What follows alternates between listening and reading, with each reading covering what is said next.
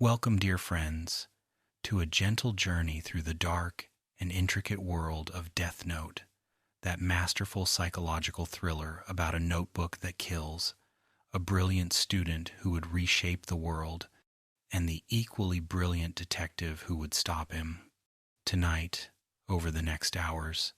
we will explore this story not with the tension and urgency of the original manga and anime, but rather with calm contemplation, examining the rules, the characters, the philosophy, and the tragedy that unfolds when a human gains the power of a god. This is a story about justice and corruption, about genius and madness, about the seductive nature of absolute power and the inevitable fall that follows hubris. So settle in, close your eyes when ready, and let us begin at the beginning, in a realm far removed from our own, where death itself has grown bored. In the Shinigami realm, a dimension that exists alongside our world but separate from it, where the gods of death reside in eternal twilight, there is nothing but gray sand and gray sky and the endless, crushing weight of eternity. The Shinigami death gods exist here in a state that cannot quite be called life, floating through their days without purpose or passion, sustained only by the years they steal from humans through their death notes. Each Shinigami possesses one of these notebooks, black and terrible, inscribed with rules that grant them the power to end human lives, simply by writing names upon the pages. When a Shinigami writes a human's name in their death note, that human dies, and the years they would have lived transfer to the Shinigami, extending their already considerable lifespans. It is a grim sustenance, this feeding upon human life, but it is necessary for the Shinigami to continue their bleak existence. Yet despite this power, despite their supernatural nature and their role as arbiters of death, the Shinigami are desperately, crushingly bored. They spend their centuries gambling, sleeping, doing absolutely nothing productive or meaningful, because in their realm there is nothing to do, nothing that matters, nothing that changes. They are immortal beings trapped in stagnation, and of all the Shinigami, none was more bored than Ryuk. Ryuk was different from other Shinigami, in that his boredom had reached a critical threshold, a point where the endless gray days became literally unbearable to him. He would float through the Shinigami realm, watching his fellows engage in their meaningless gambling games, listening to them complain about how boring existence was, and he thought to himself that there must be something, anything, that could relieve this terrible monotony. And so Ryuk, in a moment that would alter countless lives in the human world, made a decision that was against the rules, though not explicitly forbidden. He decided to drop his death note into the human world, simply to see what would happen, to create some entertainment for himself, by observing what a human would do with the power to kill anyone simply by writing their name. He did not do this out of malice or any grand plan. He did it purely out of boredom, out of desperate need for something interesting to occur in his eternal, unchanging existence. And so he took his death note, that black notebook, with its terrible power inscribed across the opening pages, and he let it fall, tumbling through dimensions, through the barrier separating the Shinigami realm from the human world, watching with mild curiosity as it spiraled down toward Tokyo, toward a high school called Daikoku Private Academy, toward the path where a brilliant 17-year-old student named Light Yagami would walk home on an ordinary afternoon that would become the most consequential moment of his short life. Light Yagami was, by all measures, exceptional. He was the top student in his class, scoring perfectly on examinations, excelling at every subject with apparent ease. He was handsome, popular, athletic, the kind of student that others admired and teachers praised. His father, Soichiro Yagami, was the chief of the National Police Agency, a man of absolute integrity and devotion to justice, and Light had inherited his father's strong sense of right and wrong, though it would manifest in ways his father could never have imagined or approved. Light was bored too, in his own way, though his boredom was different from Ryuk's. He was bored with a world he saw as rotting, corrupt,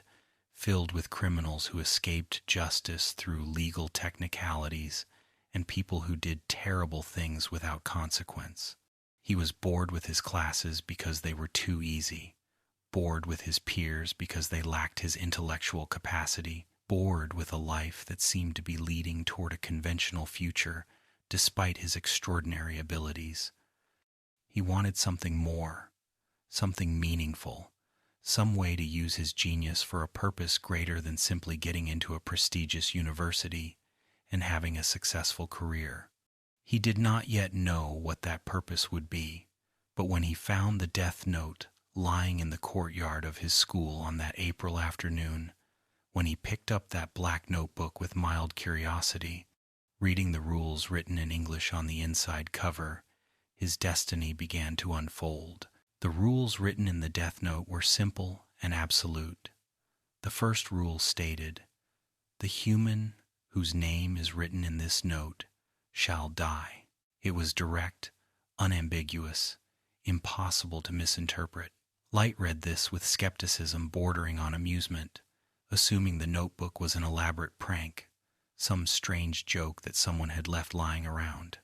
But something about the notebook intrigued him despite his disbelief. Perhaps it was the quality of the book itself, which seemed older and more substantial than any normal notebook, with pages that felt almost organic, almost alive beneath his fingers. Perhaps it was his boredom, his desire for something unusual to break the monotony of his perfect but purposeless existence. Whatever the reason, Light took the death note home with him, and that evening, in his room, he read through the rules more carefully, finding additional instructions that elaborated on how the notebook worked. The human whose name is written in this note shall die within 40 seconds. If the cause of death is not specified, the person will simply die of a heart attack. After writing the cause of death, details of the death should be written in the next 6 minutes and 40 seconds. These rules were specific, structured, almost scientific in their precision,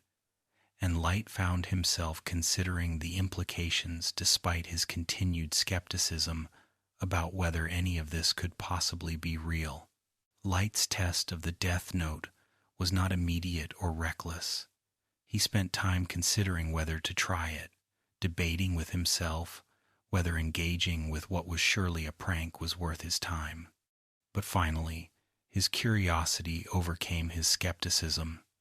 and he decided to write a name just to prove to himself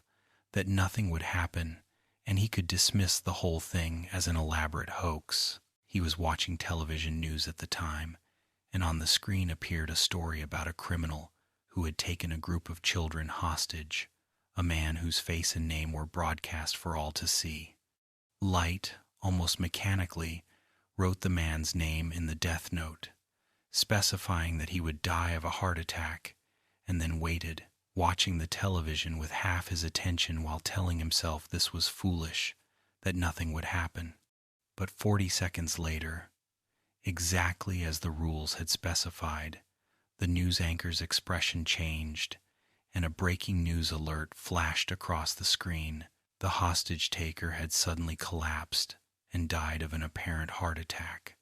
Light stared at the television, his mind racing through possible explanations. Coincidence, stress-induced heart failure, unrelated to what he had written, but deep down, in a place he was not yet ready to acknowledge, he knew the truth. The death note was real, and he had just killed a man. The realization of what he had done crashed over Light in waves.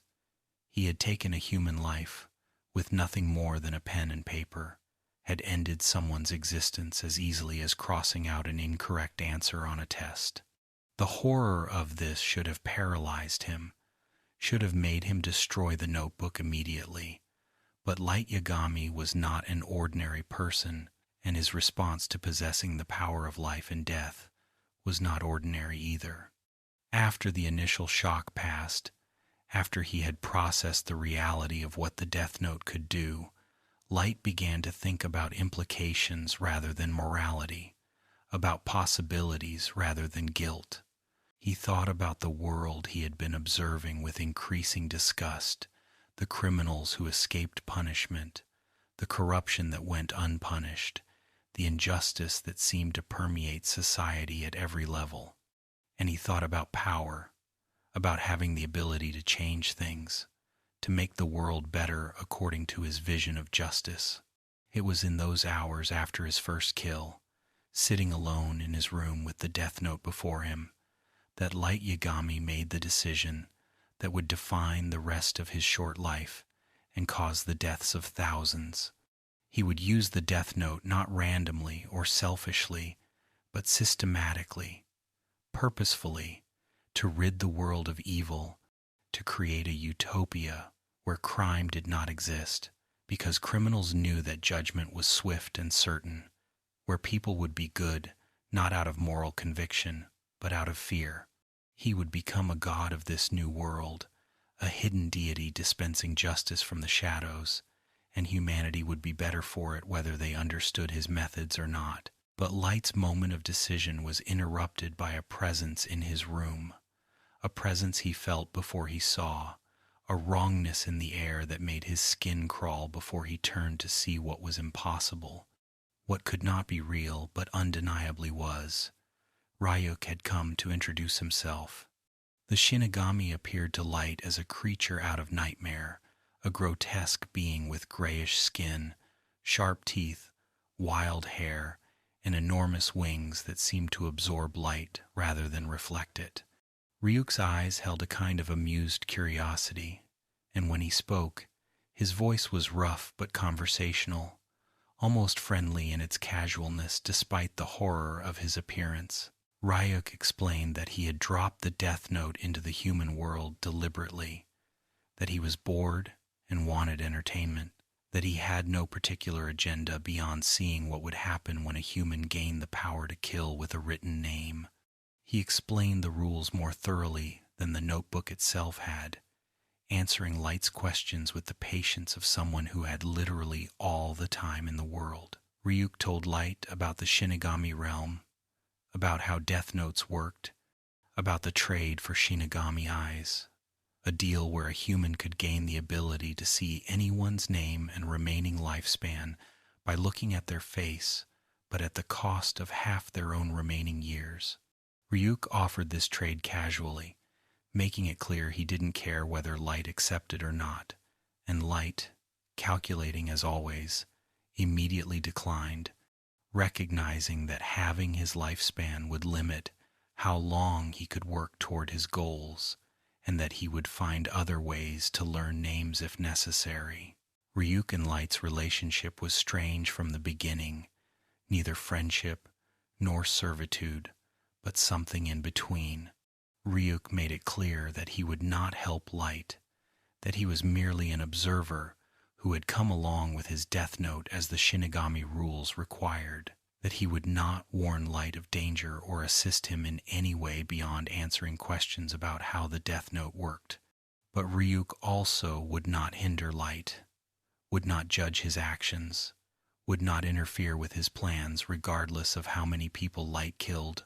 or what kind of world he tried to create. The Shinigami was, in his own words, neutral, there only to watch and be entertained,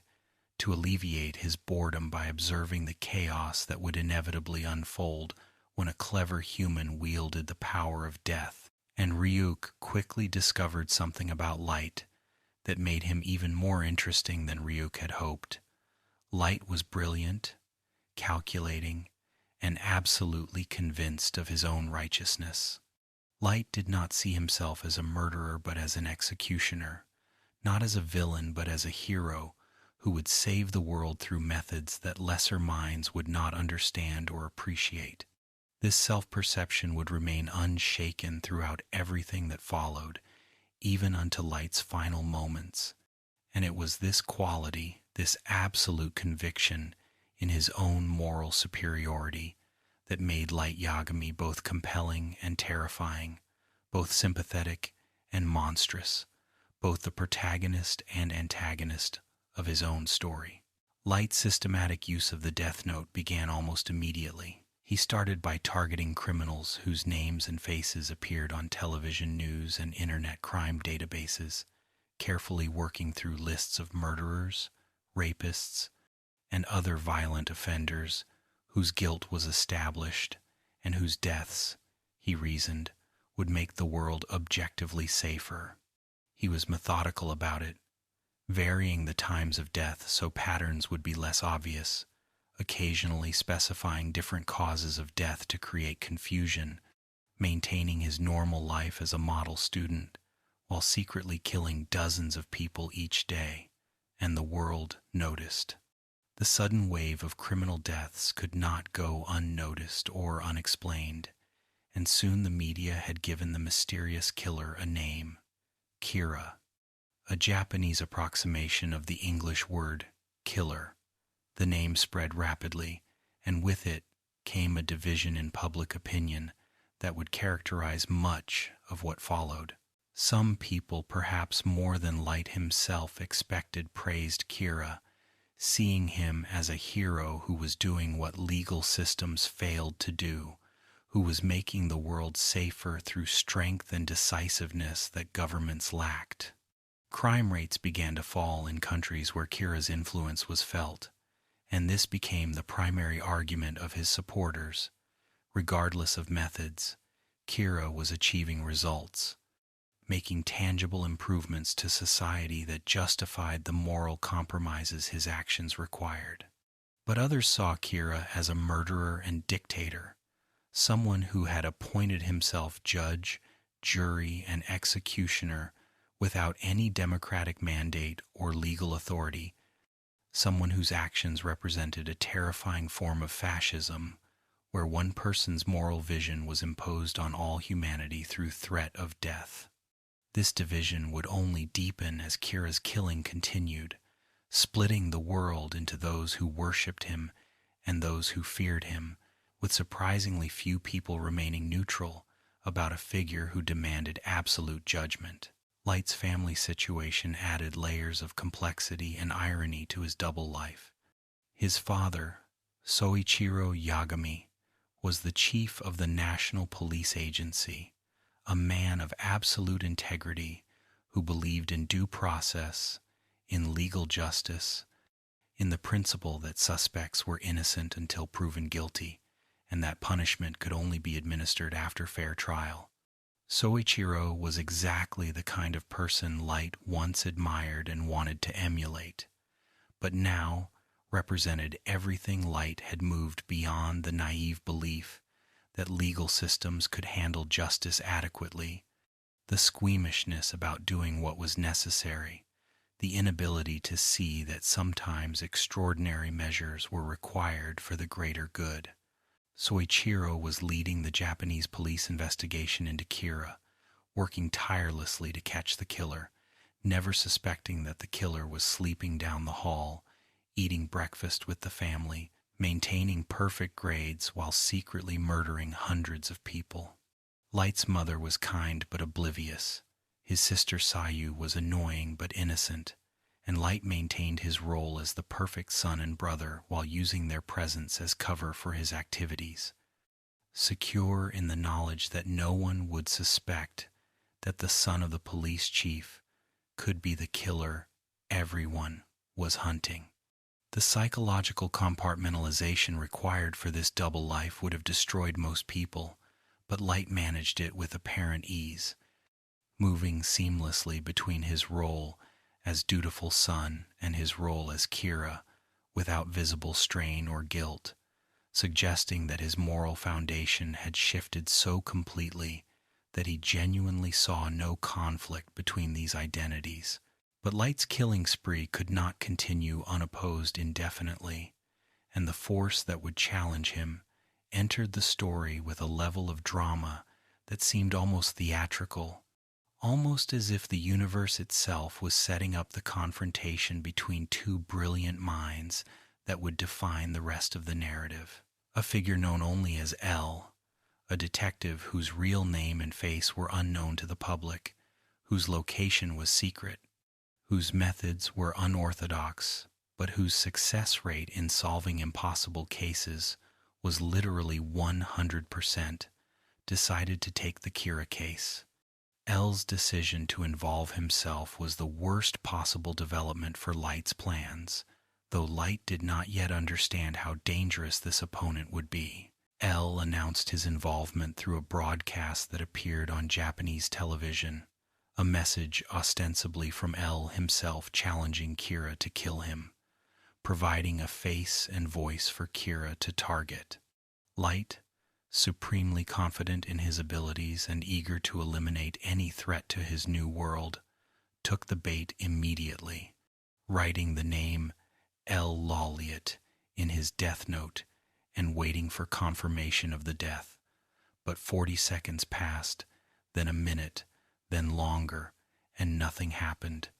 The face on television remained alive, speaking, and then revealed the truth. The man on screen was not L, but a death row inmate named Lindell, Taylor, who had agreed to participate in this broadcast in exchange for a lighter sentence that would now never matter because Light, in his eagerness to eliminate L, had just killed him. And then the real L spoke, his voice disguised, his location hidden, but his message clear and devastating to Light's sense of security. L explained that this broadcast had only been shown in the Kanto region of Japan, and by killing Lindell, Taylor during this regionally limited broadcast, Kira had revealed his location. He was in Kanto, probably in Tokyo, and he could kill people whose faces and names he knew. Light had been outsmarted, had revealed crucial information about himself, and had confirmed for L that Kira was not supernatural or random, but a human being following rules that could be understood and therefore exploited. L's trap was brilliant in its simplicity, but even more important was what it revealed about L himself. This was someone who thought like Light did, who could anticipate Light's arrogance and use it against him, who was willing to sacrifice an inmate's life to gather intelligence in a manner that was itself morally questionable but strategically sound. L was Light's equal in intelligence and in willingness to do what was necessary, and this made him uniquely dangerous, uniquely capable of catching Kira where every other law enforcement agency had failed. L immediately began narrowing his search, using the information from the broadcast test along with analysis of Kira's killing patterns, the times of day when most deaths occurred, the types of criminals being targeted, the access to information that would be required to know these criminals' names and faces. L's deductions were precise and terrifying in their accuracy. Kira was likely a student, someone with considerable free time but also access to police information, someone connected to law enforcement, either directly or through family, someone in Japan with excellent English skills, given how some international criminals had been targeted using information that had only been published in English. The profile L constructed from this analysis was remarkably close to Light's actual situation, and if L had simply shared his suspicions with the police and ordered them to investigate every student fitting the profile, Light might have been caught immediately. But L did not work that way. He needed proof, needed certainty, and more than that, he needed to satisfy his own intellectual curiosity about Kira's methods and identity. L was not content to simply catch Kira. He wanted to understand him, to match wits with him, to prove his own superiority in a battle of minds that would become increasingly personal despite neither participant being willing to admit it. The Japanese task force was assembled under L's direction, consisting of police officers who were willing to risk their lives to catch Kira and who possessed the moral fortitude that L required in subordinates. Chief among these was Soichiro Yagami, whose integrity and dedication impressed even L's cynical assessment of human nature. The task force worked from a hotel room that L had secured, a space bristling with computers and surveillance equipment, where L directed the investigation while remaining hidden, communicating through a laptop computer with voice distortion,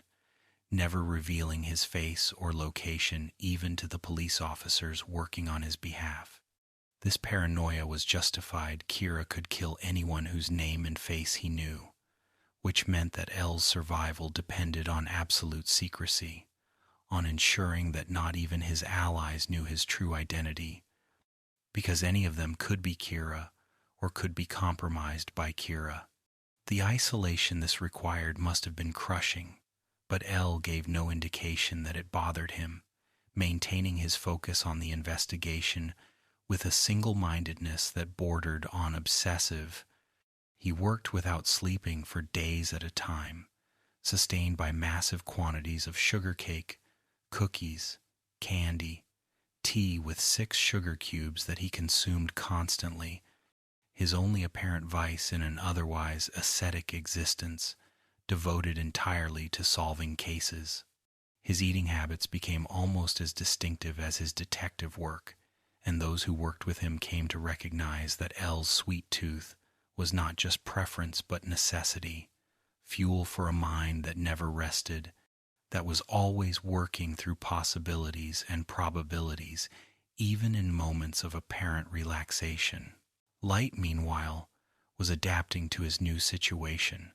recognizing that he now faced an opponent worthy of his abilities, but confident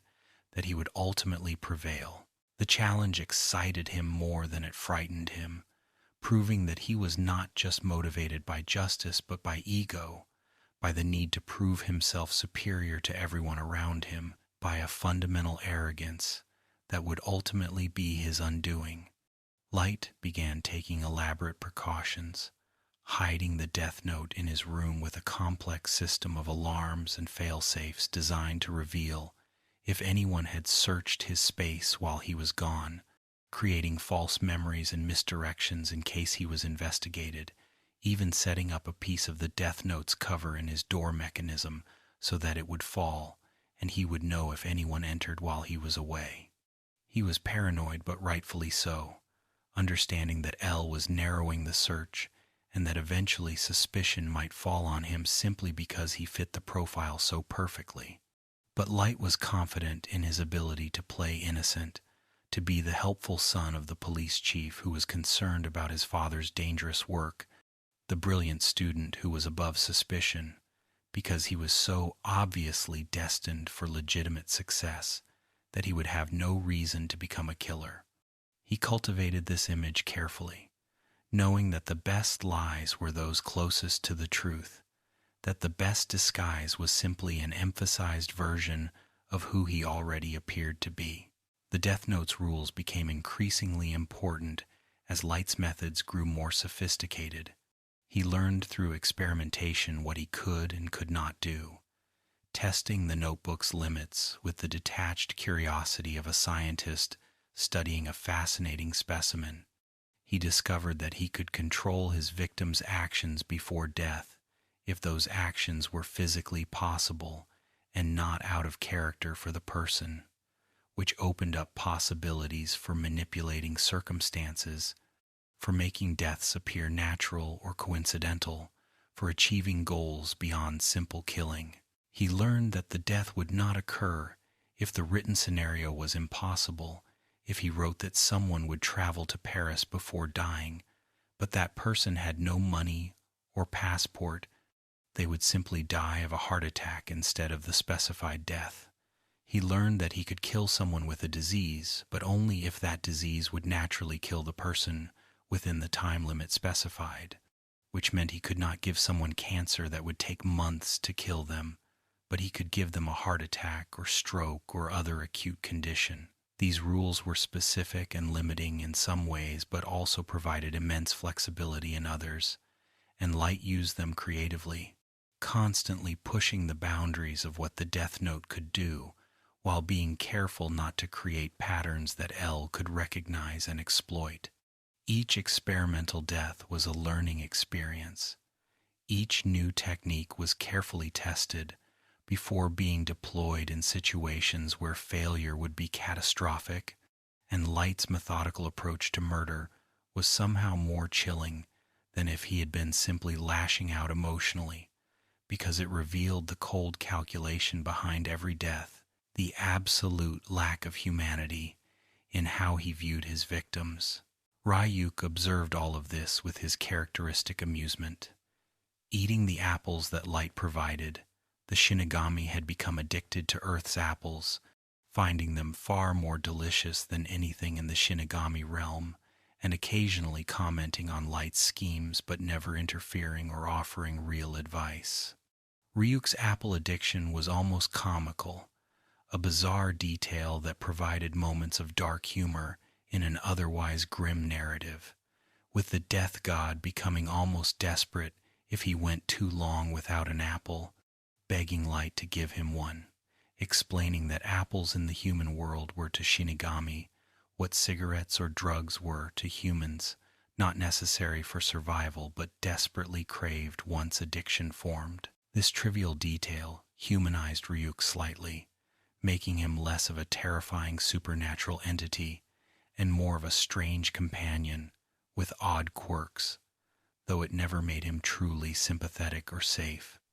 Ryuk's fundamental nature never changed. He was there for entertainment, nothing more, and if Light's entertainment value decreased, or if Light's death became inevitable, Ryuk would write Light's name in his death note without hesitation or regret, ending their relationship as casually as it had begun, because to Ryuk, humans were interesting but ultimately disposable, their lives mattering only insofar as they provided diversion from the crushing boredom of immortality. L's investigation continued to narrow through brilliant deduction and the kind of lateral thinking that made him the world's greatest detective. He analyzed everything: the timing of deaths, the types of criminals targeted, the information sources Kira would need access to, the psychology of someone who believed they had the right to kill for justice. And his analysis led him to a conclusion that was both logical and troubling. Kira was likely connected to the Japanese police in some way, possibly someone with access to police databases, or someone in a police officer's household who could access confidential information. This meant that everyone on the task force, including Soichiro Yagami, was potentially either Kira himself or related to Kira,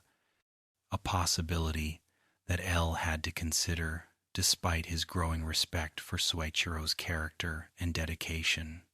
To test this theory without revealing his suspicions, L arranged for false information to be shared selectively with different members of the task force, creating a situation where if Kira acted on that false information, L would know which task force member was the leak. Light anticipated this trap because he was also brilliant, also capable of thinking through the same logical progressions that L was using, and he carefully avoided acting on any police information in ways that could be traced back to his father's access. But this cat-and-mouse game was exhausting and limiting, forcing Light to be more careful, more patient, more subtle in his killings, and the frustration of being constrained by L's suspicions gnawed at him even as he maintained his outward calm. The investigation reached a turning point when L decided that he had sufficient evidence and strategic advantage to reveal himself, not to the public, but to the task force, and more specifically, to Light Yagami, the person who had emerged as L's primary suspect through a combination of deductive reasoning and intuition. L arranged for Light to meet him through the father, suggesting that Light's high intelligence and understanding of criminal psychology could be valuable to the investigation, creating a pretext for bringing Light into the task force headquarters under observation. Light, of course, recognized this for what it was. L was making his move,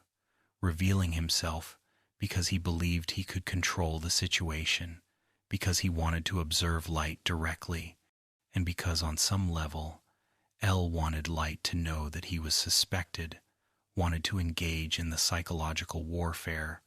face to face rather than through intermediaries. When they met, when L introduced himself with his characteristic awkward posture and strange mannerisms, Light and L both understood that this was the beginning of something profound and dangerous, a battle that would be fought not with weapons but with words and deductions, with each trying to prove the other guilty or innocent while maintaining their own cover. L told Light directly that he suspected him of being Kira, a statement so bold and direct that it seemed almost suicidal, given that if Light were Kira, he now knew L's face and could potentially learn his name. But L had protections. He had given Light a false name, Ryuzaki, which all the task force members were instructed to use, and he carefully controlled what information Light could access, creating a situation where Light could not kill him without essentially confessing his guilt. And Light, for his part, could not refuse to participate without arousing further suspicion, could not object to being under surveillance without appearing to have something to hide,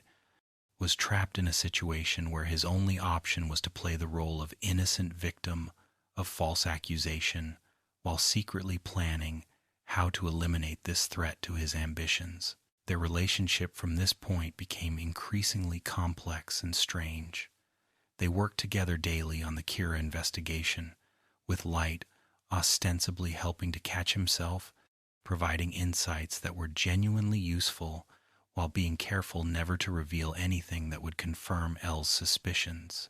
They became something like friends, going to university together when Light was accepted to Tuo University, the same prestigious institution where L had secured admission under his Ryuzaki identity, eating meals together, even playing tennis together, in a scene that perfectly captured their relationship's duality. The tennis match was competitive and intense, with both playing with skill that revealed their true natures. Both were supremely talented, both refused to lose, both approached even recreational activity with the same intensity and need for victory that characterized their detective work and killing respectively. Their friendship was genuine in its way, because they were intellectual equals in a world where both were surrounded by people less intelligent than themselves, because they understood each other in ways that no one else could, because despite being enemies, they shared more with each other than with anyone else in their lives. But underneath the friendship was the constant awareness that each was trying to destroy the other, that every conversation was an interrogation, that every shared meal was an opportunity for observation, that their entire relationship was built on mutual suspicion and the certainty that eventually one would outmaneuver the other and win their deadly game. L's suspicion of Light never wavered, but he could not act without proof, without evidence that would convince the task force and the world that Light, Yagami, model student and police chief's son, was the mass murderer Kira. And Light could not kill L without revealing himself, because L had arranged things so that his death would automatically release information that would expose Light, creating a deadlock where both were trapped in a situation neither could easily escape. This stalemate might have continued indefinitely if not for the introduction of a new player, a complication that neither Light nor L anticipated but that would fundamentally alter the game they were playing. A second Kira appeared, someone else who had somehow obtained a death note and who began killing criminals in support of the original Kira, but with methods that were slightly different, less careful, more emotional in their selection of targets. Light recognized immediately what this meant. Another death note had fallen into the human world. Another person had gained the power to kill, and this person was acting independently of Light's control, creating a variable that could potentially expose him if this second Kira was less careful or more easily caught than Light himself. The second Kira was, in fact, a young woman named Misa Amane, and her entry into the story brought with her a death note, a second Shinigami named Rem, and a fanatical devotion to Kira that would complicate Light's carefully constructed plans in ways he could not have predicted and could not entirely control. And so we close this first part of our journey through Death Note's intricate world, having watched the notebook fall from the Shinigami realm to Earth, having witnessed Light's transformation from brilliant student to self-appointed god of a new world, having seen L emerge as the one opponent capable of challenging Light's intellect and methods, and having arrived at the moment where a second death note enters the story, where Misa Amane's obsessive love for Kira will create new complications and opportunities that will drive the narrative toward increasingly dark and complex places. As you drift toward sleep, imagine the gray sand of the Shinigami realm. Imagine Ryuk's bored expression as he watches humanity with detached amusement. Imagine the weight of the death note in Light's hands as he writes names with the confidence of someone who believes himself beyond judgment or consequence. Rest now, and tomorrow we will continue this dark tale, exploring how Light and L's psychological warfare intensifies, how Misa's presence forces new strategies and creates new vulnerabilities,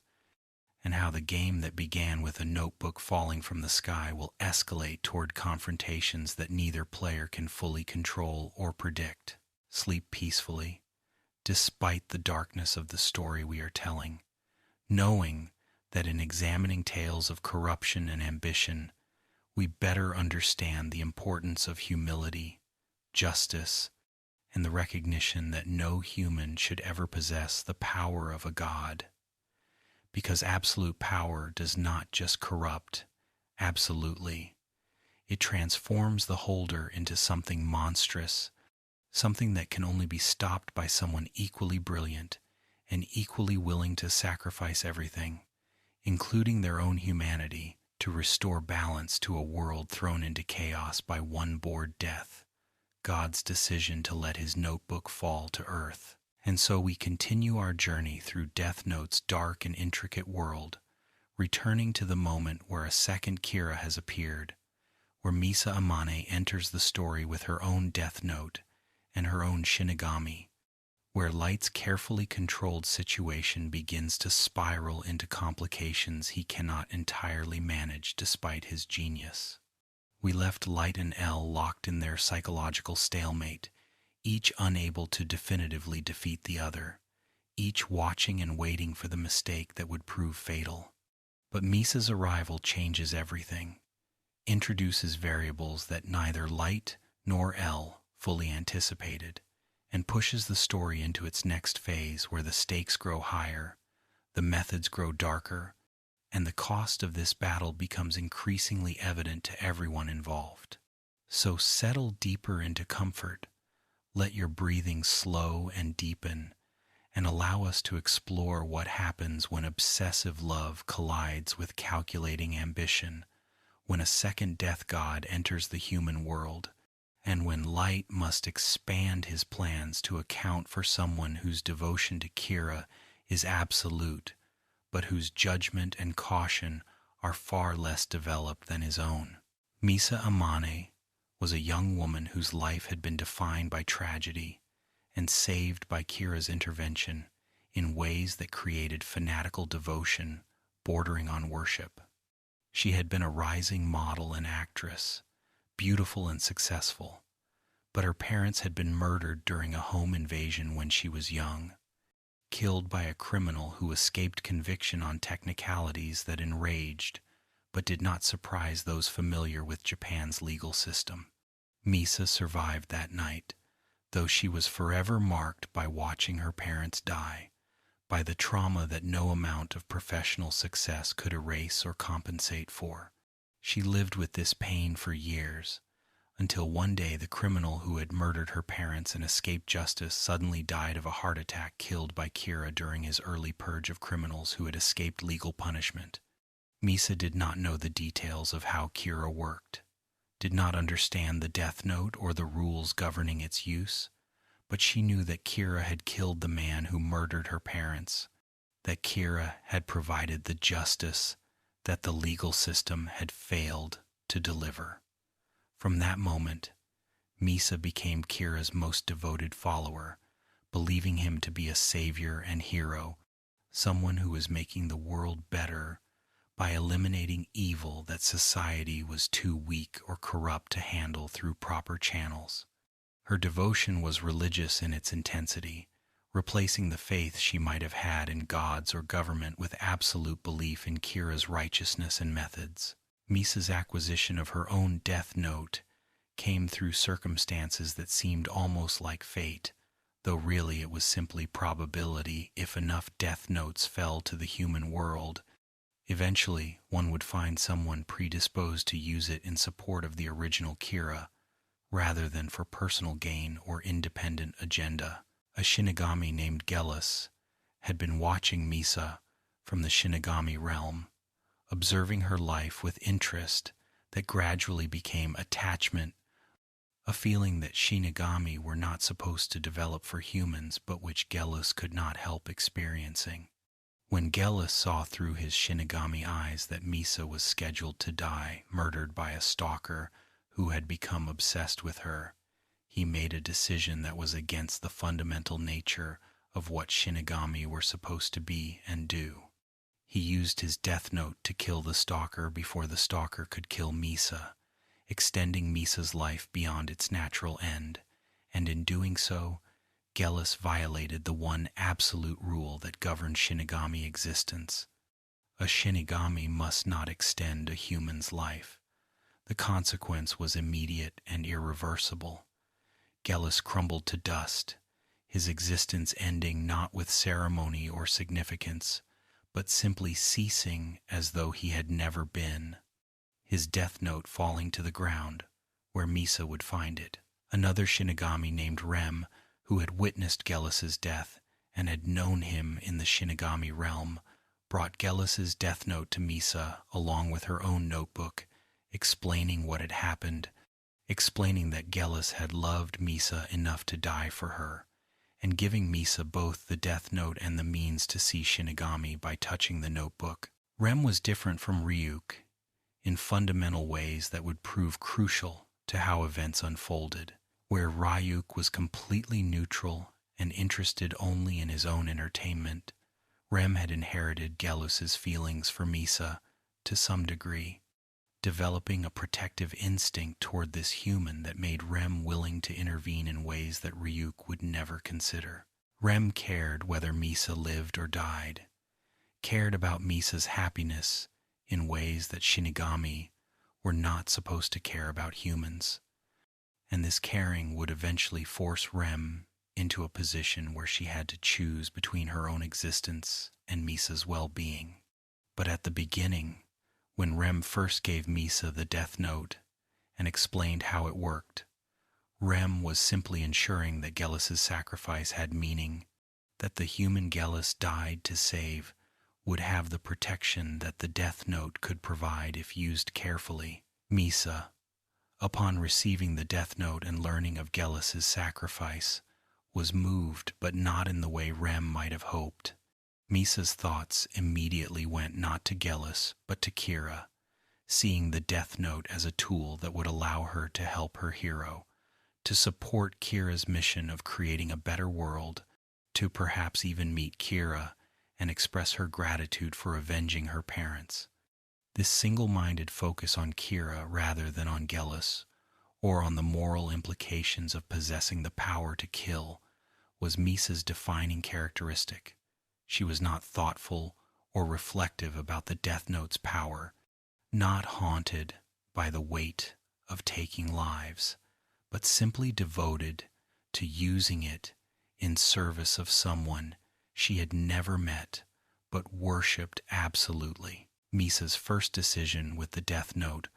was the one that Light would never have made, the choice that differentiated her from Light in ways that revealed both her limitations and her strange courage. Misa made the Shinigami ideal,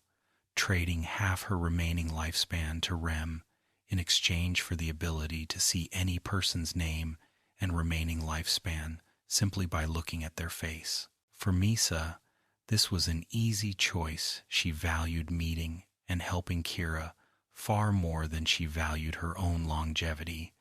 and the tactical advantage the eyes provided seemed obviously worth the cost.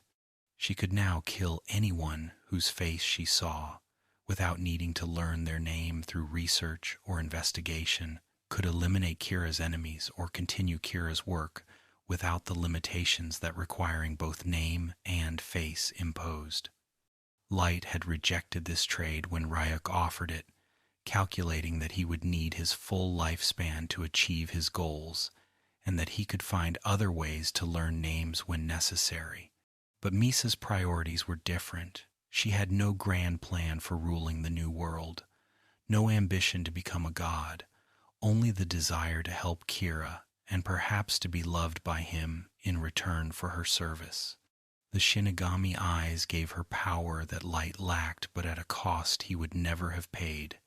creating an asymmetry between them that would define their entire relationship even after they met. Misa's actions, as the second Kira,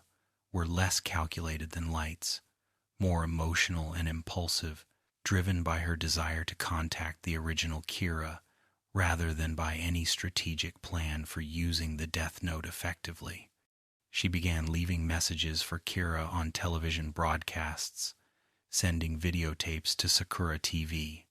a network known for sensationalism and willingness to air controversial content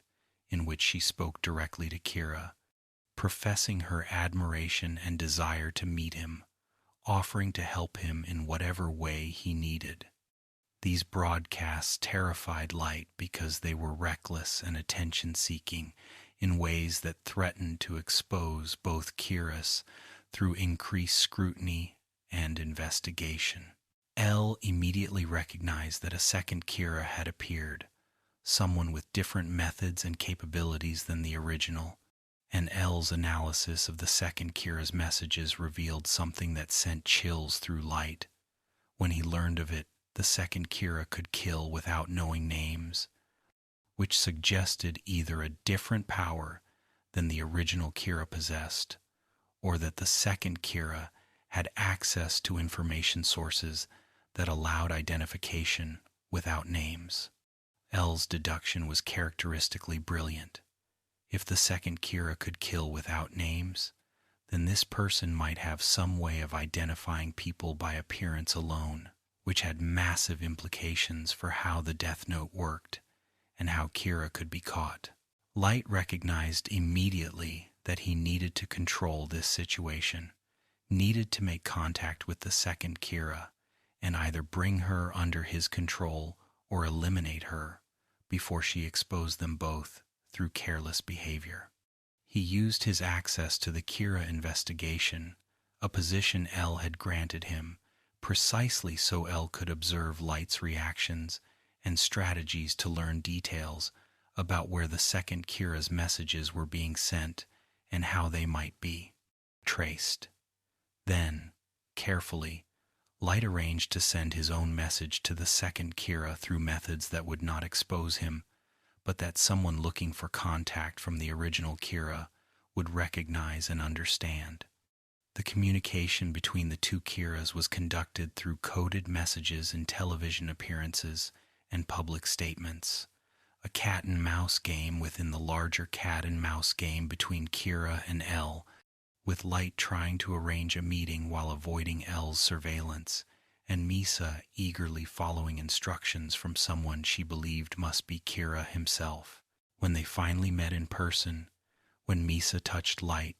and saw through her Shinigami eyes that he had no lifespan visible above his head, the mark of someone who possessed a death note. Her joy was absolute and immediate. She had found Kira, her hero, the person she had devoted her life to serving, and her love transferred instantly from abstract worship to concrete romantic obsession focused entirely on Light Yagami. Light's response to Misa was calculated and cold despite her devotion. He saw immediately how she could be useful. The Shinigami eyes gave her capabilities he lacked, and her willingness to sacrifice anything for him created an asset he could deploy without guilt or hesitation. But he also saw the danger she represented. Misa was not careful or thoughtful, was driven by emotion rather than logic, and her obsessive love for him created complications in his carefully managed life, where he maintained the appearance of being a normal student with normal relationships and normal concerns. Light could not simply reject Misa without risking that she would become unstable or hurt, potentially drawing attention that would endanger them both. So he accepted her devotion while manipulating it, treating her with enough affection to maintain her loyalty while never giving her the genuine love and partnership she desperately wanted. He made her his girlfriend publicly, using the relationship as cover and as explanation for time they spent together, while privately treating her as a tool to be deployed when useful and controlled when dangerous. Misa, for her part, seemed content with whatever scraps of affection Light offered, so devoted to him that she accepted his coldness and manipulation as necessary aspects of his brilliant plans, never questioning whether someone who truly loved her would treat her with such casual cruelty and disregard for her well-being. Rem watched this relationship develop with growing concern and anger, recognizing that Light was using Misa without caring about her, that Light would sacrifice Misa without hesitation if doing so served his interests. But Rem was trapped by her own feelings. She cared about Misa's happiness, and Misa's happiness was entirely bound up in serving and being loved by Light, which meant that Rem could not interfere with Light's manipulation without hurting the person she was trying to protect. This dynamic created a tension that would eventually force Rem into an impossible choice, but for now, Rem could only watch and warn Light occasionally that if anything happened to Misa, if Light betrayed or abandoned her, Rem would kill Light without hesitation regardless of the consequences. Light accepted this threat calmly, understanding that Rem's love for Misa was both a constraint and an opportunity, something he would eventually find a way to exploit when the time was right. The presence of two Shinigami now accompanying Light Ryuk, attached to Light's death note, and Rem attached to Misa's, created a strange entourage invisible to everyone except Light and Misa, two death gods observing human drama with different levels of investment and concern, one amused and one worried,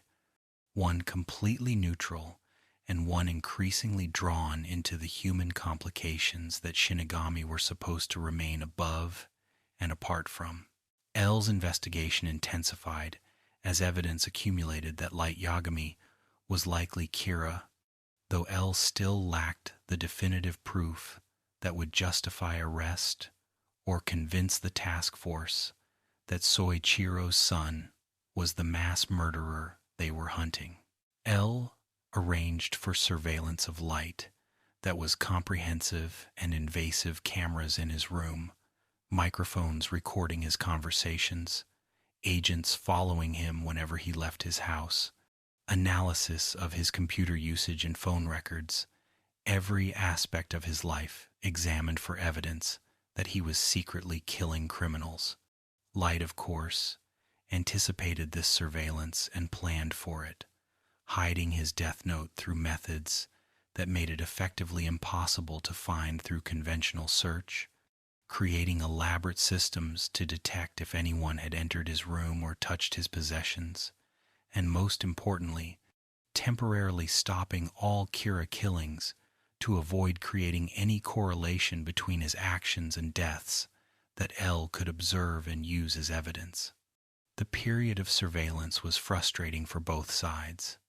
L saw nothing incriminating despite months of observation, but also saw nothing that definitively proved Light's innocence, creating a stalemate where suspicion remained but could not be acted upon. Light, for his part, found the surveillance suffocating and limiting, forcing him to live as though every moment was being watched and judged, because indeed every moment was being watched and judged, but he maintained his innocent facade perfectly, never showing the anger or frustration that churned beneath his calm exterior. The breakthrough that would shift this stalemate came not from L's investigation, but from Light's own brilliant and desperate plan, a strategy so risky and counterintuitive that L would not anticipate it despite L's genius. Light decided to give up his death note, to relinquish ownership, and allow someone else to take possession, knowing that the rules of the death note stated that anyone who gave up ownership would lose all memories of the notebook and everything they had done with it. This memory loss was not partial or vague, but complete and absolute. Someone who relinquished the death note would not remember that death notes existed, would not remember being Kira, would genuinely believe themselves innocent of all accusations because from their perspective they had never done anything wrong. Light's plan was to give up the death note while arranging for circumstances that would result in the notebook eventually returning to him, creating a period where he genuinely was innocent and unaware, where L's surveillance would show nothing incriminating because there would be nothing incriminating to show, and where Light could then regain his memories once the death note returned to him through the carefully orchestrated scenario he would set up before relinquishing ownership. This plan required extraordinary confidence in his ability to manipulate events, even after forgetting why he was manipulating them, required trust that his pre-memory loss self had created a plan that his post-memory loss self would successfully execute despite not understanding its purpose, and required acceptance that he would be vulnerable and ignorant during the period without memories, dependent on others to bring the situation to the conclusion he needed. Light's execution of this plan began with arranging for his death note to be hidden in a location where it could not be found easily, but where it would eventually be discovered by someone Light had selected in advance. He gave the notebook to Ryuk, with instructions to pass it to someone who would use it in predictable ways, someone whose psychology and circumstances Light had analyzed and determined would lead to specific actions that Light could exploit. Then Light arranged for Misa to also give up her death note and lose her memories, ensuring that both of them would be genuinely innocent and unaware during the period when L's surveillance was most intense. This required convincing Misa to accept memory loss that would include forgetting Light and her love for him, and Misa's agreement to this condition demonstrated the depth of her devotion. She was willing to lose even her memories of the person she loved most, if doing so served Kira's larger plan, trusting that eventually everything would be restored and her sacrifice would have meaning. When Light relinquished the death note, when he touched it for the last time and felt the memories draining away like water through his fingers, he experienced a moment of genuine terror at what he was doing, at the vulnerability he was creating. But he pushed through that fear and let the notebook go, and instantly became someone different, someone who genuinely believed himself innocent and who could not understand why L suspected him of being Kira. The Light Yagami who existed without his death note memories was a different person in subtle but significant ways. He retained his intelligence and his personality, but without the moral compromise and corruption that had developed through months of killing. He was more idealistic, more cooperative, more willing to work genuinely with L rather than treating their partnership as elaborate deception. This Light was troubled by the accusations against him but not guilty, was determined to prove his innocence, not to avoid capture but because he genuinely believed himself innocent, and was willing to help catch Kira, not realizing he was Kira, with sincerity that even L found difficult to doubt. L observed this change, noted how Light's behavior and responses had shifted in ways that seemed genuine rather than performed, and L faced a crisis of confidence in his own deductions. If Light truly was innocent, if L's suspicions had been based on profiling and probability rather than evidence, then L had wasted months pursuing the wrong person, while the real Kira continued killing. But L's instincts told him that Light was Kira despite the lack of evidence, that the change in Light's behavior suggested not innocence but rather something more complex, something L could not quite understand but which felt like a strategy rather than proof of innocence. During this period of Light's memory loss, the death note that Light had hidden before relinquishing it was discovered by exactly the person Light had anticipated would find it, a businessman named Kyosuke Higuchi, who worked for the Yotsuba Corporation, a man whose ambition and moral flexibility made him an ideal proxy. Kira, someone who would use the death note for corporate advantage while being simple enough in his methods that Light would eventually be able to predict and exploit his actions. The Yotsuba Group, a collective of corporate executives meeting secretly, began using the death note to eliminate business rivals and obstacles to their commercial success, and while their killings were more limited than Light's, had been targeting specific individuals for business reasons, rather than systematically eliminating criminals worldwide. The pattern of deaths was distinctive enough that L recognized Kira had returned after a period of dormancy. But now L faced a puzzle. If Kira had been inactive during the period when Light was under complete surveillance, and Kira was now active again, then either Light was not Kira, or something had changed in a way that L did not understand. The fact that this new Kira's methods and targets differed from the original Kira suggested multiple possibilities. Perhaps Light had passed Kira's power to someone else. Perhaps there had always been multiple Kiras. Perhaps the power to kill could be transferred or shared in ways L had not anticipated. Light and Misa, both without memories of being Kira, were released from the confinement L had placed them under when they had confessed under duress false confessions, driven by the psychological torture of imprisonment and isolation, confessions that L had not quite believed but which had served to increase pressure on both of them. Now, freed and apparently innocent, Light worked alongside L to investigate the Yotsuba Group and the new Kira, using his intelligence to help analyze the pattern of deaths and identify potential suspects within the corporation. The irony of Light investigating himself, or rather, investigating the proxy he had set up before losing his memories, would have been amusing if it were not so tragic, and Ryuk watched this development with particular fascination, seeing Light work against his own interests without realizing it, wondering what would happen when Light eventually regained his memories and understood what he had been doing during this period of innocence.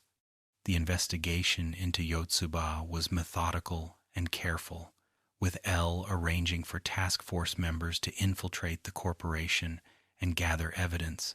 with Light providing insights that were genuinely helpful because he was not consciously sabotaging the investigation, and with both of them working toward a confrontation with Higuchi that would force the situation to a resolution. The plan to capture Higuchi was elaborate and risky, involving forcing him to reveal himself by creating a scenario where he would need to use the death note in public, where his actions could be observed and recorded, where the evidence of his guilt would be undeniable. L arranged for a fake broadcast suggesting that Higuchi was suspected of being Kira, calculating that Higuchi would panic and attempt to kill those making the accusations, revealing both his guilt and his methods in ways that cameras and witnesses could document. Light, still without his memories, participated in this plan with genuine investment in its success, not realizing that he was orchestrating the recapture of his own death note through a strategy he had set up months before while still Kira. The trap worked perfectly. Higuchi attempted to kill the accusers, was captured while doing so, and confessed under interrogation to being Kira, explaining about the death note and its rules, creating a situation where L and the task force finally had concrete evidence about how Kira's power worked. They confiscated Higuchi's death note, examined it, tested its rules, and in the process of this examination, Light touched the notebook and instantly regained all his memories, becoming Kira again while surrounded by L and the entire task force in a situation where he had to hide his sudden recall of months of murders and plans. Light's ability to maintain his cover while his memories flooded back demonstrated his extraordinary self-control and acting ability. He stood there touching the death note while experiencing the overwhelming return of everything he had forgotten, every death, every scheme, every moment, as Kira and he showed no external sign of this internal transformation, maintaining the expression and demeanor of the innocent Light who had existed for the past months, giving no indication that anything had changed despite the fact that his entire personality and moral framework had just shifted back to what it had been before. He maintained this deception even while internally understanding exactly what had happened, recognizing that his plan before memory loss had worked perfectly, realizing that he now had the opportunity to reclaim the death note legally as part of the investigation, creating a situation where he could continue as Kira while being officially part of the team hunting Kira. The brilliance of this strategy, the sheer audacity of engineering his own capture and release of the death note while making it appear to be legitimate police work, represented perhaps Light's finest moment as a strategic thinker, demonstrating why he was L's equal despite being younger and less experienced. But Light's plan had one component that even he had not fully anticipated in its implications. One element that would prove to be his ultimate victory over L, even as it represented his final moral descent into genuine monstrosity. The plan required Rem's intervention, required the Shinigami to act in ways that would extend Misa's life at the cost of Rem's own existence,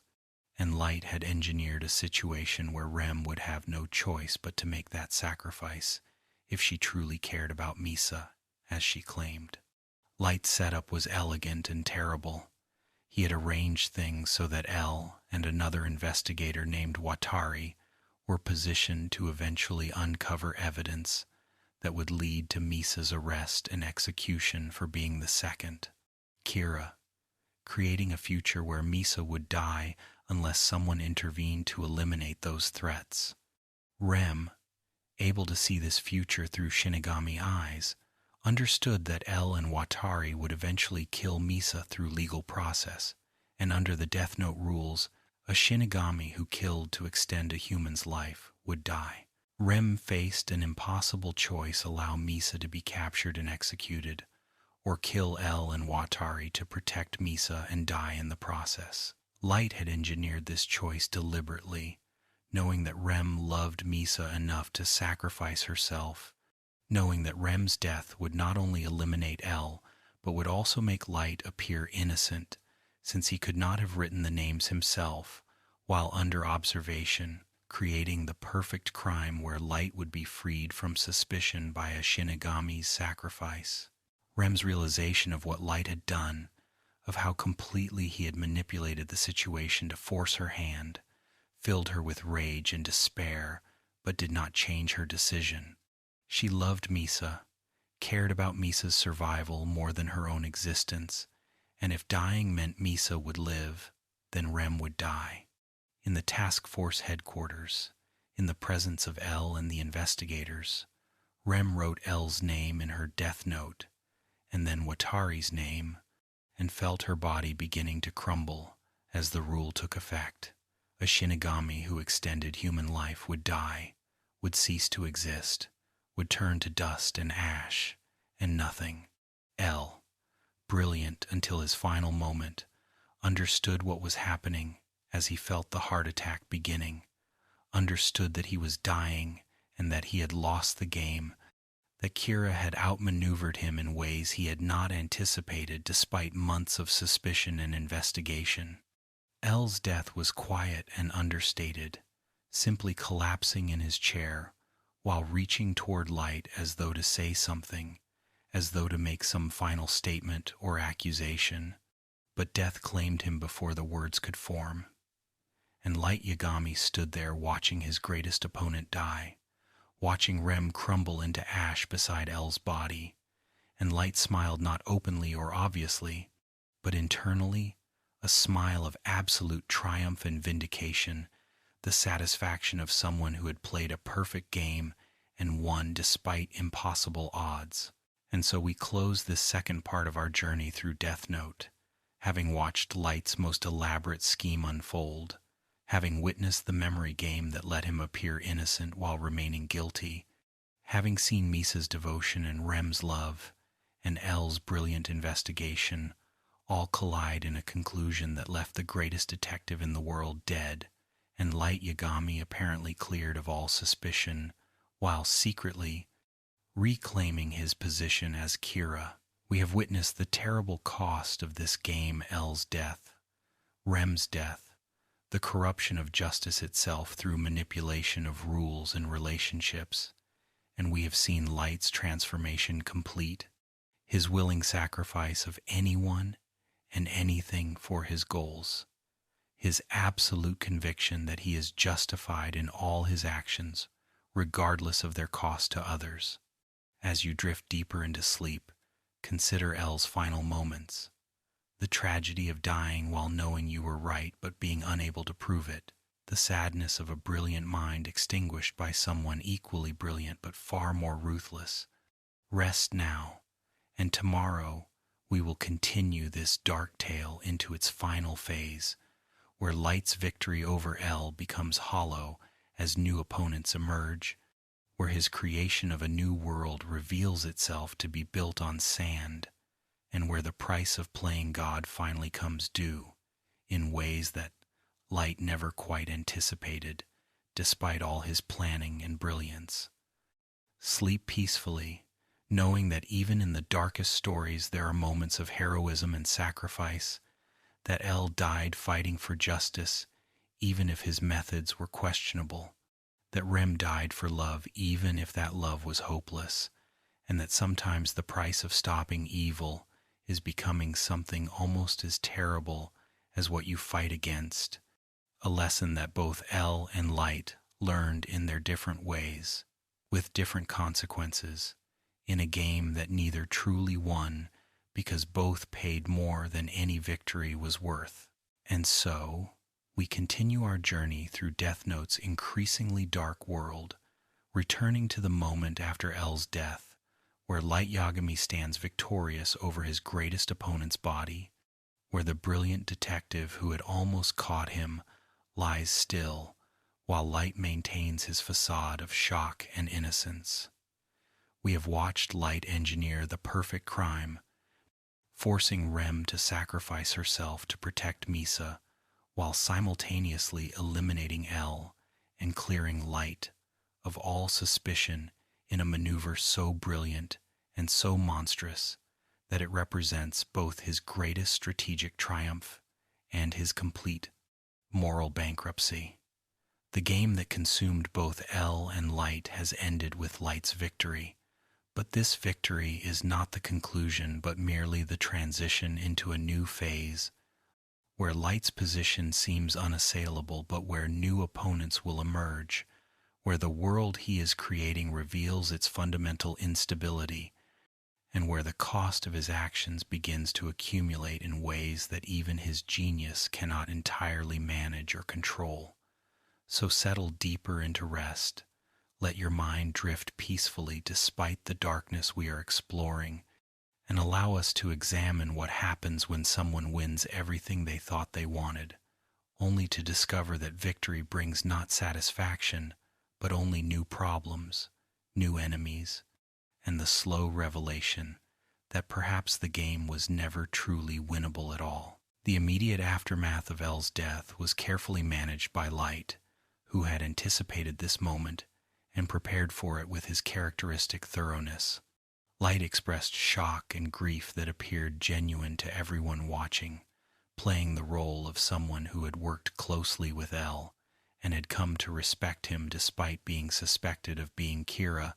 someone who was devastated by this loss, even while relieved that the suspicion had finally been lifted. The task force believed this performance because they needed to believe it, because accepting that Light might have somehow orchestrated El's death would mean accepting that their months of work had been wasted, that Soichiro's son was the monster they had been hunting, that they had been manipulated and deceived by someone they had come to trust. It was easier to believe that Kira had somehow killed El remotely, that the Death Note's power was more extensive than they had understood, that Light was a victim of circumstance rather than the architect of El's murder. Only Soichiro harbored lingering doubts. Only Light's father felt the uncomfortable suspicion that something about his son's behavior and reactions did not quite align with innocence. But Soichiro suppressed these doubts because the alternative that his son was Kira was too terrible to contemplate, too destructive to his sense of family and justice to examine closely. Light's position after El's death was stronger than it had ever been, but also more complex and demanding than he had anticipated. El had arranged before his death for the investigation to continue even if he was killed, had prepared contingencies and successors who would take over the hunt for Kira, ensuring that his death would not end the pursuit of justice, even if it removed the one person who had truly understood Kira's methods and psychology. Light learned of these contingencies through his position within the task force, a position he had secured after El's death by essentially inheriting El's role, becoming the new leader of the Kira investigation in a twist of irony so profound it would have been funny if it were not so tragic. Light Yagami, the mass murderer known as Kira, was now officially in charge of catching himself, directing the investigation into his own crimes, using his position to ensure that the investigation would never succeed while maintaining the appearance of diligent effort to catch the killer. This position gave Light unprecedented power and access, allowing him to control information flow, eliminate potential threats before they fully developed, and shape the investigation's direction to avoid any paths that might lead to his exposure. But it also meant that Light had to maintain his double life more carefully than ever,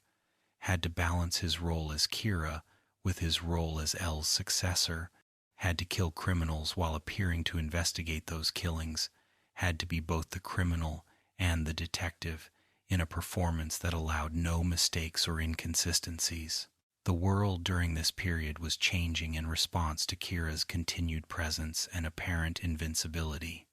Crime rates had fallen dramatically worldwide as criminals recognized that they could not escape Kira's judgment, that their crimes would result not in arrest or trial but in sudden death without warning or mercy. Some celebrated this as proof that Kira's methods worked, that the fear of certain punishment created better deterrent than legal systems with their lengthy processes and uncertain outcomes could ever achieve. Kira's supporters argued that even if his methods were extreme, the results were undeniable. Fewer murders, fewer assaults, fewer crimes of all types, a world becoming objectively safer, through the fear that Kira's invisible judgment instilled in potential criminals. But others recognized what this really meant, that humanity was living under a dictatorship more absolute than any human tyrant could impose. That behavior was being controlled through fear rather than through moral understanding or social contract, that the appearance of reduced crime masked the deeper crime of one person, appointing himself judge of all humanity without democratic mandate or legal authority. The philosophical debate about Kira divided nations, families, and individuals, creating rifts that could not be bridged because both sides were partially right. Kira was reducing crime, and Kira was imposing fascist tyranny, and these two facts existed simultaneously in tension that could not be resolved through compromise or middle ground. Light's management of Kira's killings during this period was more measured and strategic than his initial enthusiastic purge of criminals had been. He reduced the frequency of deaths, recognizing that maintaining fear required occasional reinforcement, but that excessive killing would increase international pressure to catch Kira and might provoke responses he could not control or predict.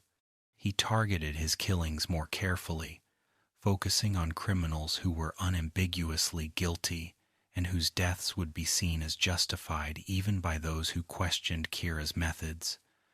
avoiding gray areas where his judgment might be questioned or where innocent people might die due to mistaken identity or false accusations. He used his position as head of the Kira investigation to monitor international efforts to catch him, learning what strategies other nations were employing and adjusting his methods to avoid detection or capture. He cultivated relationships with Japanese government officials who were sympathetic to Kira, or at least willing to tolerate his existence in exchange for the reduced crime and increased social order his killings created. Light was building not just a reign of terror, but an infrastructure that would sustain his position indefinitely, creating a new world order where Kira was permanent fixture rather than temporary phenomenon, where the fear of judgment became so normalized that people would eventually accept it as natural and necessary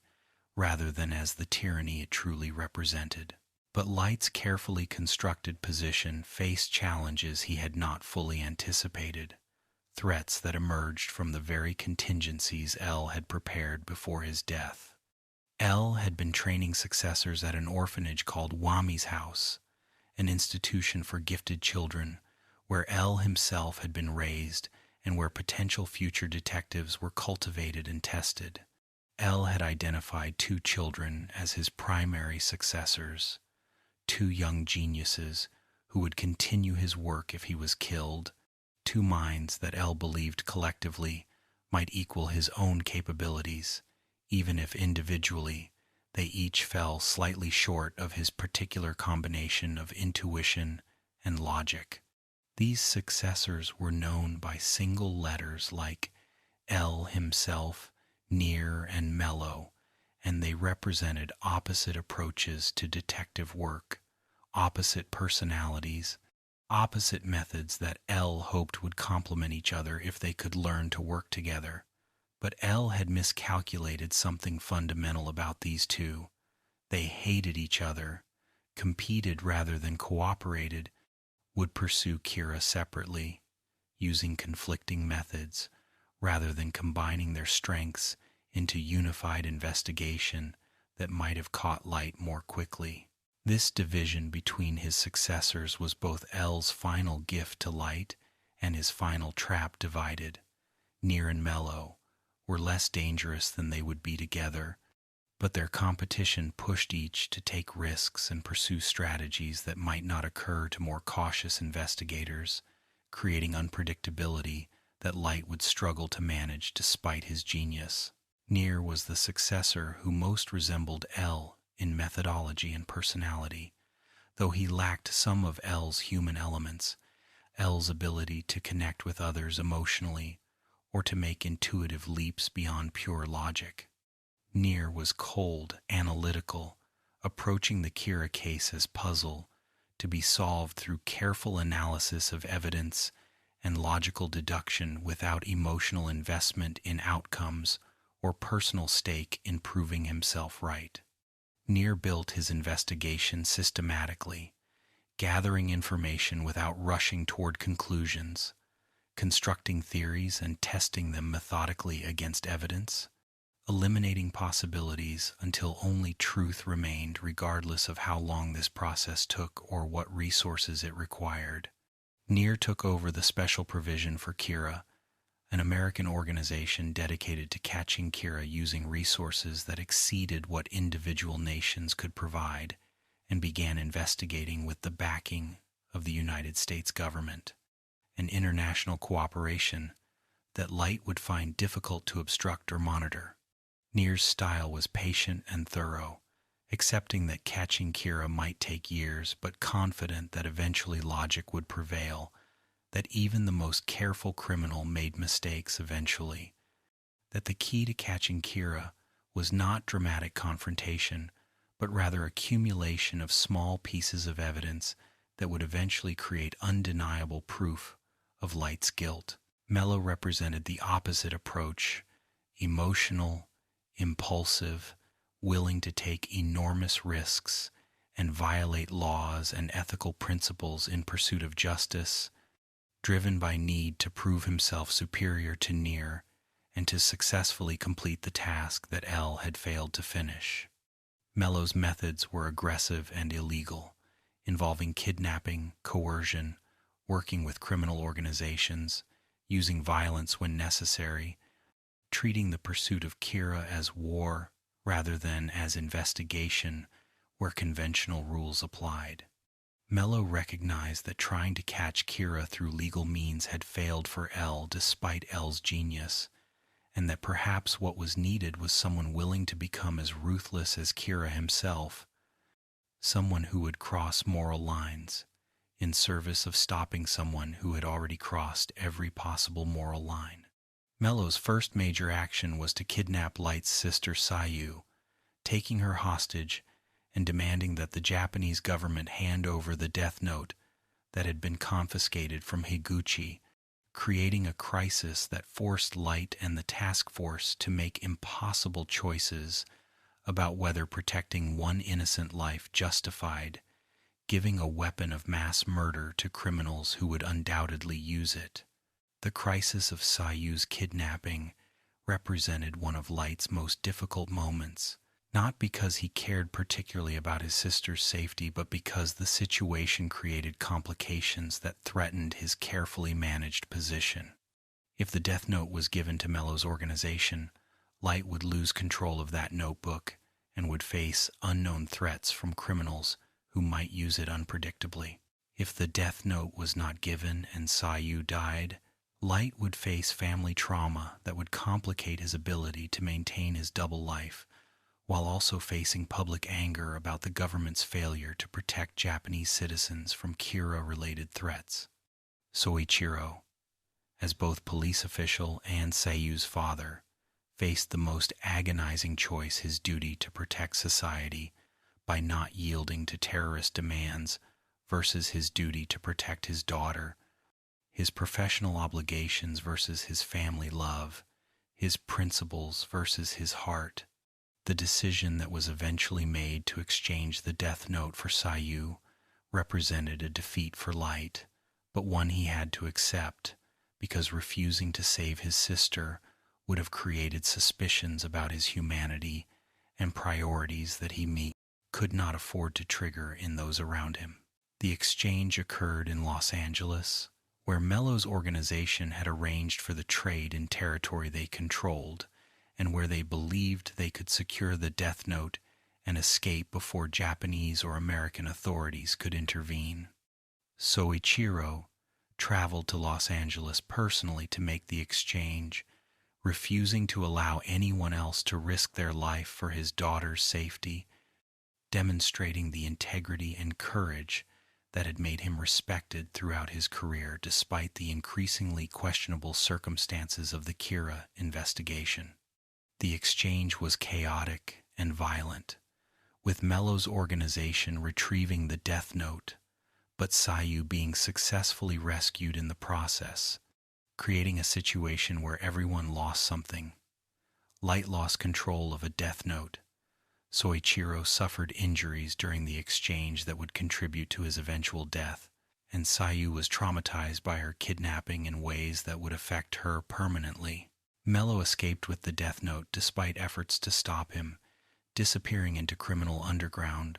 where the resources of legitimate law enforcement could not easily reach,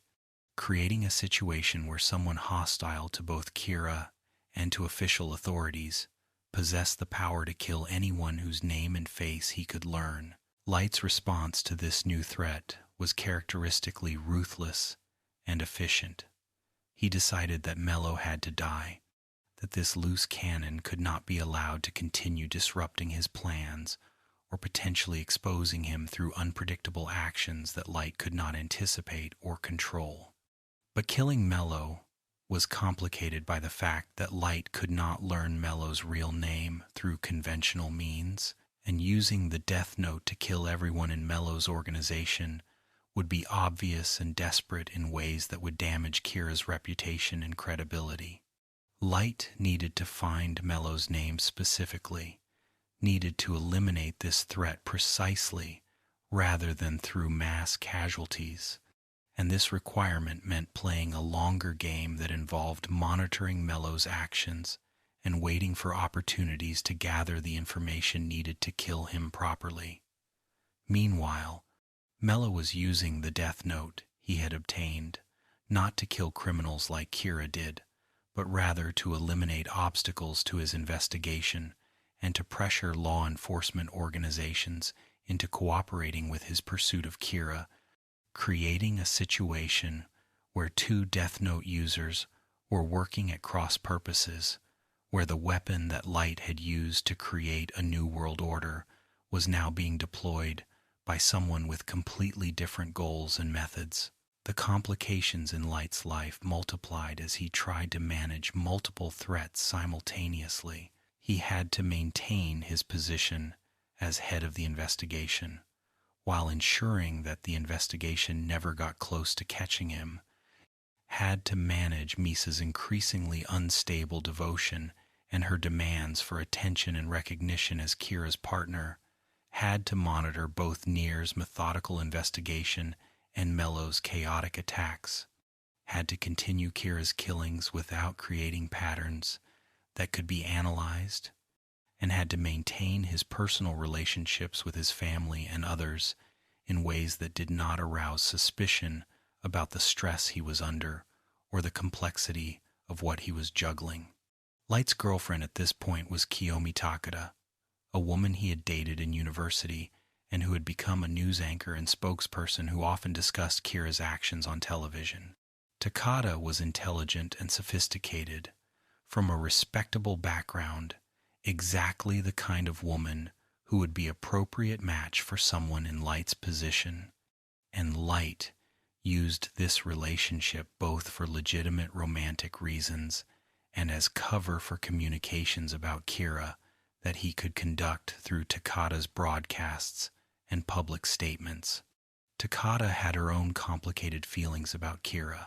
sympathetic to his goals but also questioning his methods, providing public platform for the moral debates about Kira while privately communicating with Light in ways that no one observing would recognize as coordination between Kira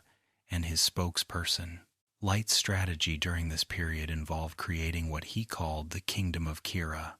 a structure that would outlast him and continue even if he was caught or killed, ensuring that his vision of a world without crime would be sustained through fear and judgment that had become institutionalized rather than dependent on single individual. He recruited a follower named Teru Mikami, a prosecutor who was fanatically devoted to Kira's vision and who saw in Kira the absolute justice that legal systems failed to provide. Mikami was perfect for Light's purposes, intelligent enough to follow instructions precisely, devoted enough to never question orders, and convinced of his own righteousness in ways that meant he would continue Kira's work with religious fervor, even if Light was unable to communicate with him directly. Light gave Mikami access to the Death Note, establishing him as ex-Kira, who would continue killings while Light maintained distance and plausible deniability, creating redundancy in the killing system that meant catching Light would not end Kira's reign. Mikami received his instructions through coded messages in Takada's broadcasts, following Light's directions without ever meeting him in person or knowing his true identity, maintaining the security through separation that Light had learned was necessary after his experience with Misa's carelessness and devotion creating vulnerabilities. Mikami's psychology was fascinating and disturbing in equal measure, representing the kind of follower that authoritarian movements attract and depend upon. Mikami had a traumatic childhood where he had witnessed injustice repeatedly, bullies going unpunished, criminals escaping consequences, good people suffering while bad people prospered, and these experiences had created in him a black and white moral vision where people were either good or evil, with no middle ground or complexity. Mikami saw Kira as the god of this new world that finally punished evil properly, that created the justice that human systems had failed to deliver, and Mikami was willing to be Kira's instrument, without question or doubt. His catchphrase, "delete," became associated with his killings,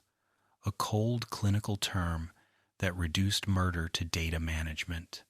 that treated human lives as errors in a system that needed correction, that perfectly captured the dehumanizing logic that allowed someone to kill thousands without apparent guilt or hesitation. Mikami's devotion to Kira was religious rather than rational,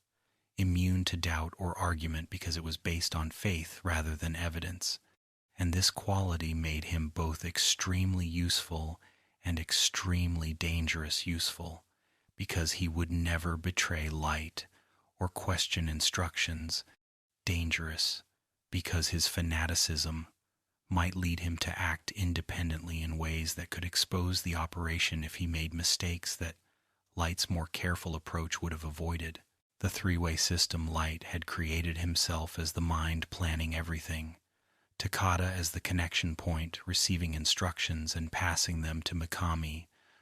and Mikami as the hand performing the actual killings, provided redundancy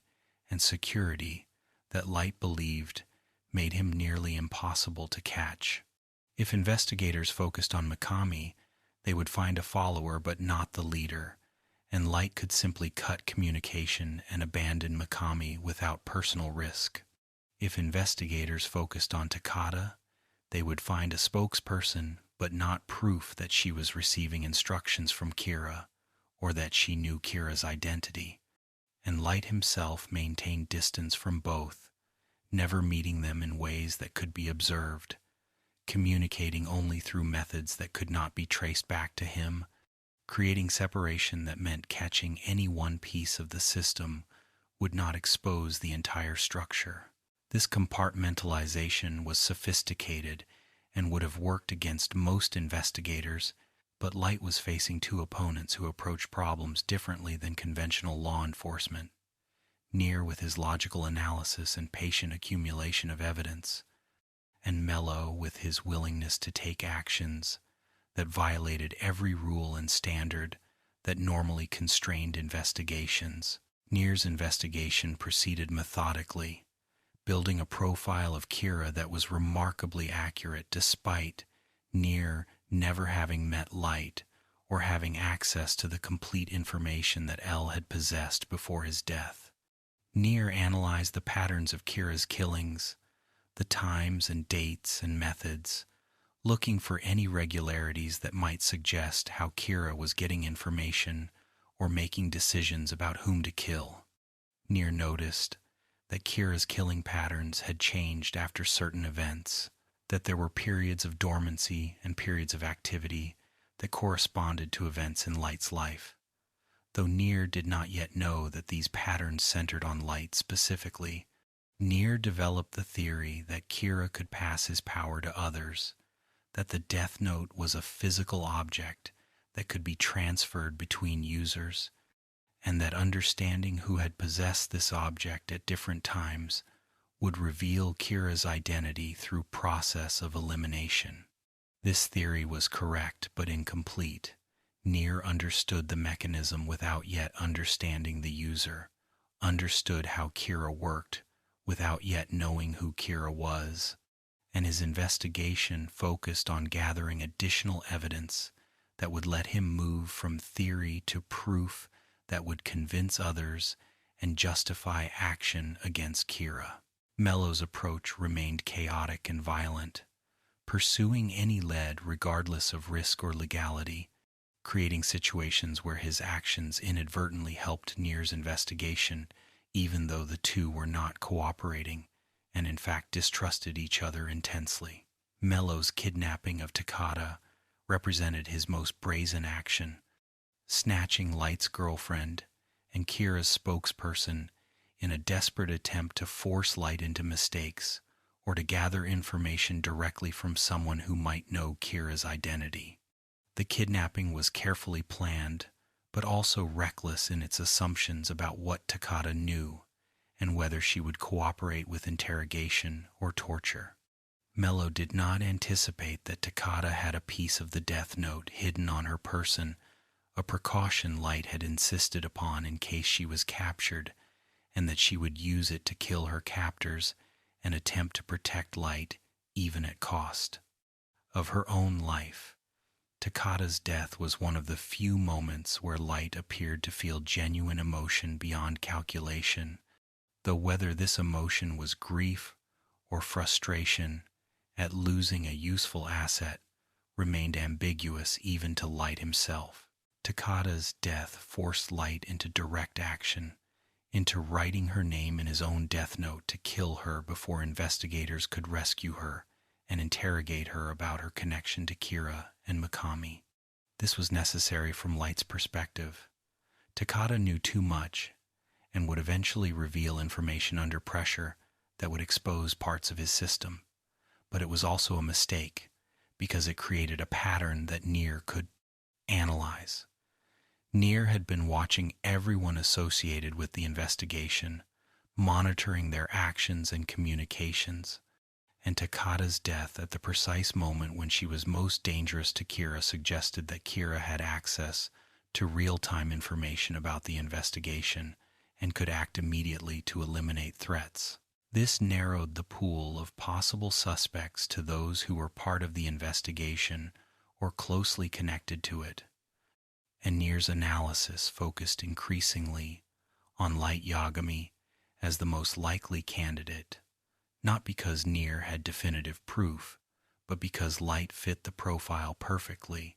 and because eliminating all other possibilities left Light as the Yagami only logical conclusion, despite how improbable it seemed that someone so closely involved with the investigation could be the person they were hunting. Mello's final sacrifice came when he recognized what Nier was planning,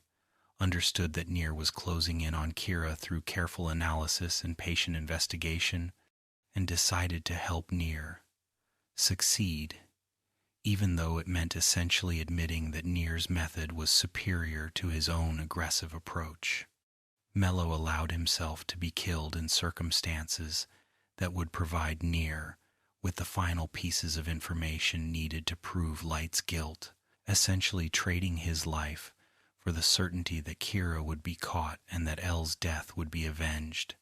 This sacrifice represented Mello's redemption. In a sense, his entire pursuit of Kira had been motivated partly by ego and need to prove himself superior to Nier, but in the end he put aside that ego for the larger goal of stopping Kira, accepting that what mattered was catching the killer rather than who received credit for the capture. Mello's death hit Nier harder than Nier expected or wanted to admit, forcing him to confront that he had cared about Mello despite their rivalry, that losing this competitor who had pushed him to be better at investigation left a void that success in catching Kira would not fully fill. The pieces were moving into place for the final confrontation, for the moment when Light's carefully constructed system would either prove unbreakable or would collapse under the weight of Nier's analysis and the information Mello had died to provide. Light remained confident in his security, believing that he had created sufficient separation between himself and the killings that proof of his guilt would be impossible to obtain, that even if Nier suspected him, suspicion without proof was meaningless in any system that respected evidence and due process. But Light had underestimated two crucial factors: Nier's patience in building his case piece by piece until the evidence became overwhelming, and Nier's willingness to manipulate evidence and situations in ways that would force Light into positions where mistakes became inevitable. Nier was planning a trap, a confrontation in a setting that Nier would control completely, where Light would be forced to reveal himself through actions he would not be able to avoid taking if he truly was Kira. The stage was being set for the final act, for the moment when years of careful planning and brilliant strategy would collide with equally brilliant counter-strategy, where Light's belief in his own superiority would be tested against an opponent who had learned from L's failure and who would not make the mistakes that had allowed Light to kill the world's greatest detective. And so we close this third part of our journey through Death Note's dark world, having watched Light's victory over L transform into the complicated and stressful reality of maintaining his position as both Kira and investigator, having seen Nier and Mello emerge as new threats who approach the problem from opposite directions, having witnessed the elaborate three-way system Light created with Takada and Mikami to insulate himself from direct involvement in killings, and having observed the slow accumulation of evidence and circumstances that would finally corner Light, despite all his intelligence and planning. As you drift deeper toward sleep, consider the isolation that Light's position required, the stress of maintaining perfect performance in every moment, knowing that any mistake could be fatal, the toll that years of careful lying and compartmentalization takes on the human psyche, even when that psyche is as convinced of its own righteousness as Light's remained. Rest peacefully knowing that tomorrow we will conclude this dark tale, exploring the final confrontation in the yellow box warehouse, where Light's fate will be decided, examining what his victory and defeat truly meant, and contemplating the philosophical questions that Death Note raises about justice, power, and the corruption that absolute authority creates even in those who begin with sincere desire to improve the world. Sleep well,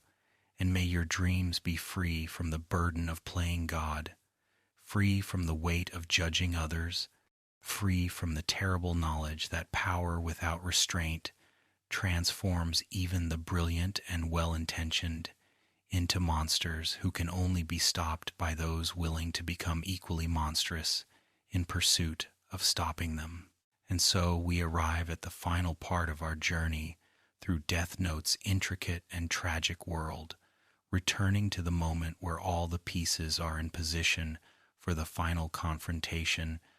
where Nier has constructed his trap, and Light believes himself secure, where years of careful planning and brilliant strategy on both sides will collide in a warehouse that will become the setting for Light Yagami's ultimate triumph, or his complete destruction. We have watched Light rise from student to god of a new world, have seen him defeat L through manipulation and sacrifice, have observed him construct elaborate systems to maintain his power while insulating himself from capture, and now we approach the moment where all of this will be tested against an opponent who has learned from L's mistakes, and who will not give Light the opportunities for manipulation that allowed him to kill the world's greatest detective. So settle into deepest rest, let your breathing become slow and rhythmic, and allow us to explore the final confrontation and its aftermath, examining not just what happened, but what it meant, what Death Note teaches us about power and justice, and the human capacity for self-deception, and why this story about a magical notebook that kills has resonated so deeply with audiences seeking to understand morality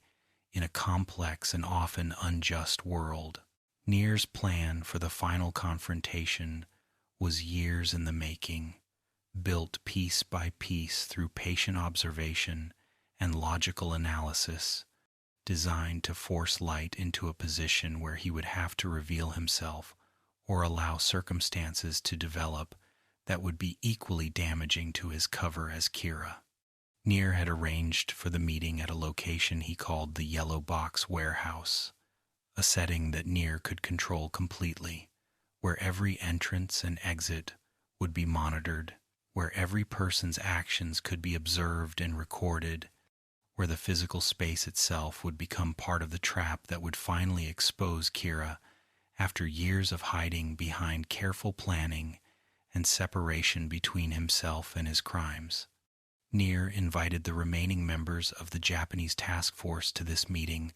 along with Light in his capacity as head of the Kira investigation and L's successor, telling them that he had identified Kira and would reveal the killer's identity with proof that would be undeniable and sufficient to justify immediate arrest. Light agreed to attend this meeting because refusing would itself suggest guilt, because his position required him to pursue any lead that might identify Kira, even if that lead might somehow point toward himself, and because Light's confidence in his own planning made him believe that Nier could not possibly have proof of his guilt, given how carefully he had separated himself from the actual killings through his system involving Takada and Mikami. The warehouse setting was deliberately chosen for its symbolic and practical qualities. A large, empty space filled with nothing but storage boxes and harsh lighting, a place without decoration or comfort, stripped down to pure functionality in ways that matched Nier's own aesthetic and philosophy. Nier had orchestrated elaborate preparations for this confrontation, creating scenarios and backup plans that would account for multiple possibilities about how Light might try to escape or deflect blame if Nier's accusations came too close to truth. The key to Nier's entire plan rested on his understanding of how the Death Note worked and his identification of Teru Mikami as the person currently doing Kira's killing,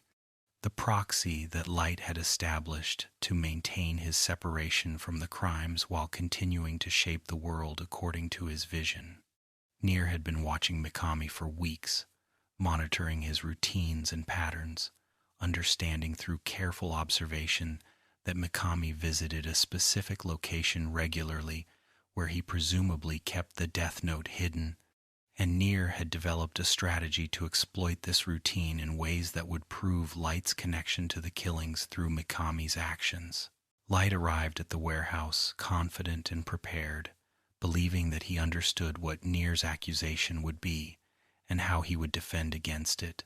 convinced that his system was secure and that Nier could not have penetrated the layers of separation he had constructed between himself and the actual use of the Death Note. Light's confidence was not entirely unjustified. He had indeed created sophisticated security through compartmentalization, and under normal circumstances, proving his guilt would have been nearly impossible, given how carefully he had avoided any direct connection to the killings that Nier could observe or document. But Light had not accounted for the possibility that Nier would cheat, would manipulate evidence and situations in ways that violated the rules of legitimate investigation, but which would be effective at forcing Light into positions where mistakes became inevitable. Nier had replaced Mikami's real death note with a fake notebook while Mikami visited his hiding place, creating a situation where Mikami would believe he was using the real death note, but would actually be writing in an impotent replica that would kill no one, regardless of what names were written in its pages. The confrontation in the warehouse began with Nier's presentation of his case against Light, methodically explaining the evidence and reasoning that had led him to conclude that Light Yagami was Kira, that Teru Mikami was his proxy, and that the elaborate system of separation between them was sophisticated but ultimately penetrable through patient investigation and logical analysis.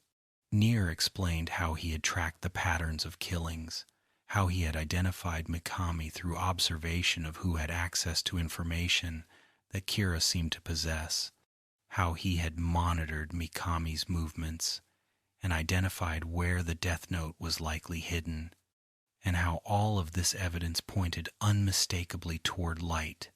as the mind directing everything despite never personally touching the death note in ways that could be observed. Light listened to this presentation with careful attention,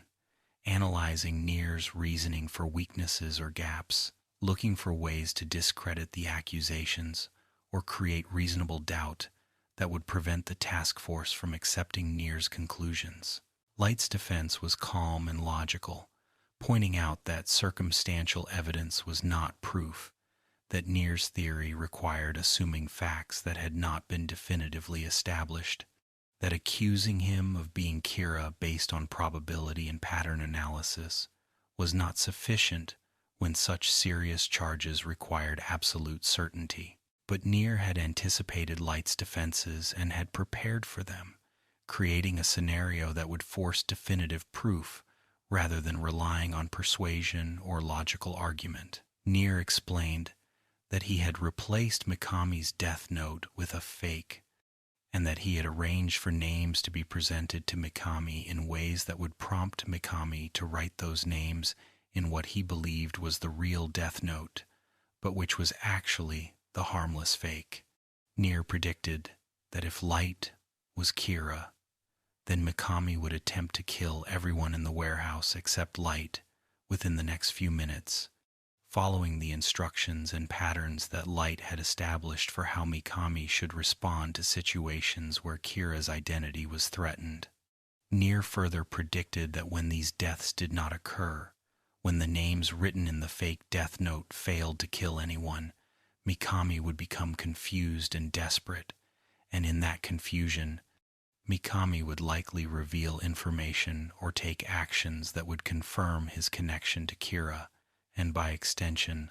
Light's connection to Mikami's crimes. This was an elegant trap because it put Light in a position where any outcome would be damaging if the deaths occurred as predicted. It would prove that someone in the warehouse had access to the death note and could be killing people in real time, and if the deaths did not occur, it would prove that Nier had successfully identified and neutralized Kira's killing method in ways that would then allow investigation to work backward toward identifying the person directing those killings. Light's realization that he had been outmaneuvered came in stages as Nier's predictions began to unfold exactly as Nier had described. The minutes passed without anyone dying, despite Mikami having written their names, and Light understood that Nier had indeed switched the notebooks, that Mikami was writing in a fake without realizing it, that the security of separation between Light and the killing had been penetrated in ways that Light had not anticipated or prepared for. Light's mind raced through possible responses, looking for any way to salvage the situation or create alternative explanations that would maintain his cover, but the logical chains were closing around him with the inexorable force of Nier's patient planning. Mikami's confusion was visible as the minutes passed without the expected deaths occurring, and in his panic and desperation to understand what had gone wrong, Mikami revealed information about the death note and about his role as Kira's proxy that confirmed Nier's entire theory in ways that even the skeptical task force members could not dismiss or explain away as coincidence or misunderstanding. The moment of Light's exposure, when the careful facade he had maintained for years finally cracked and fell away, was both dramatic and pathetic in equal measure. Light attempted several desperate explanations, trying to construct alternative narratives that would account for the evidence without admitting his guilt, but each explanation became less plausible as additional evidence emerged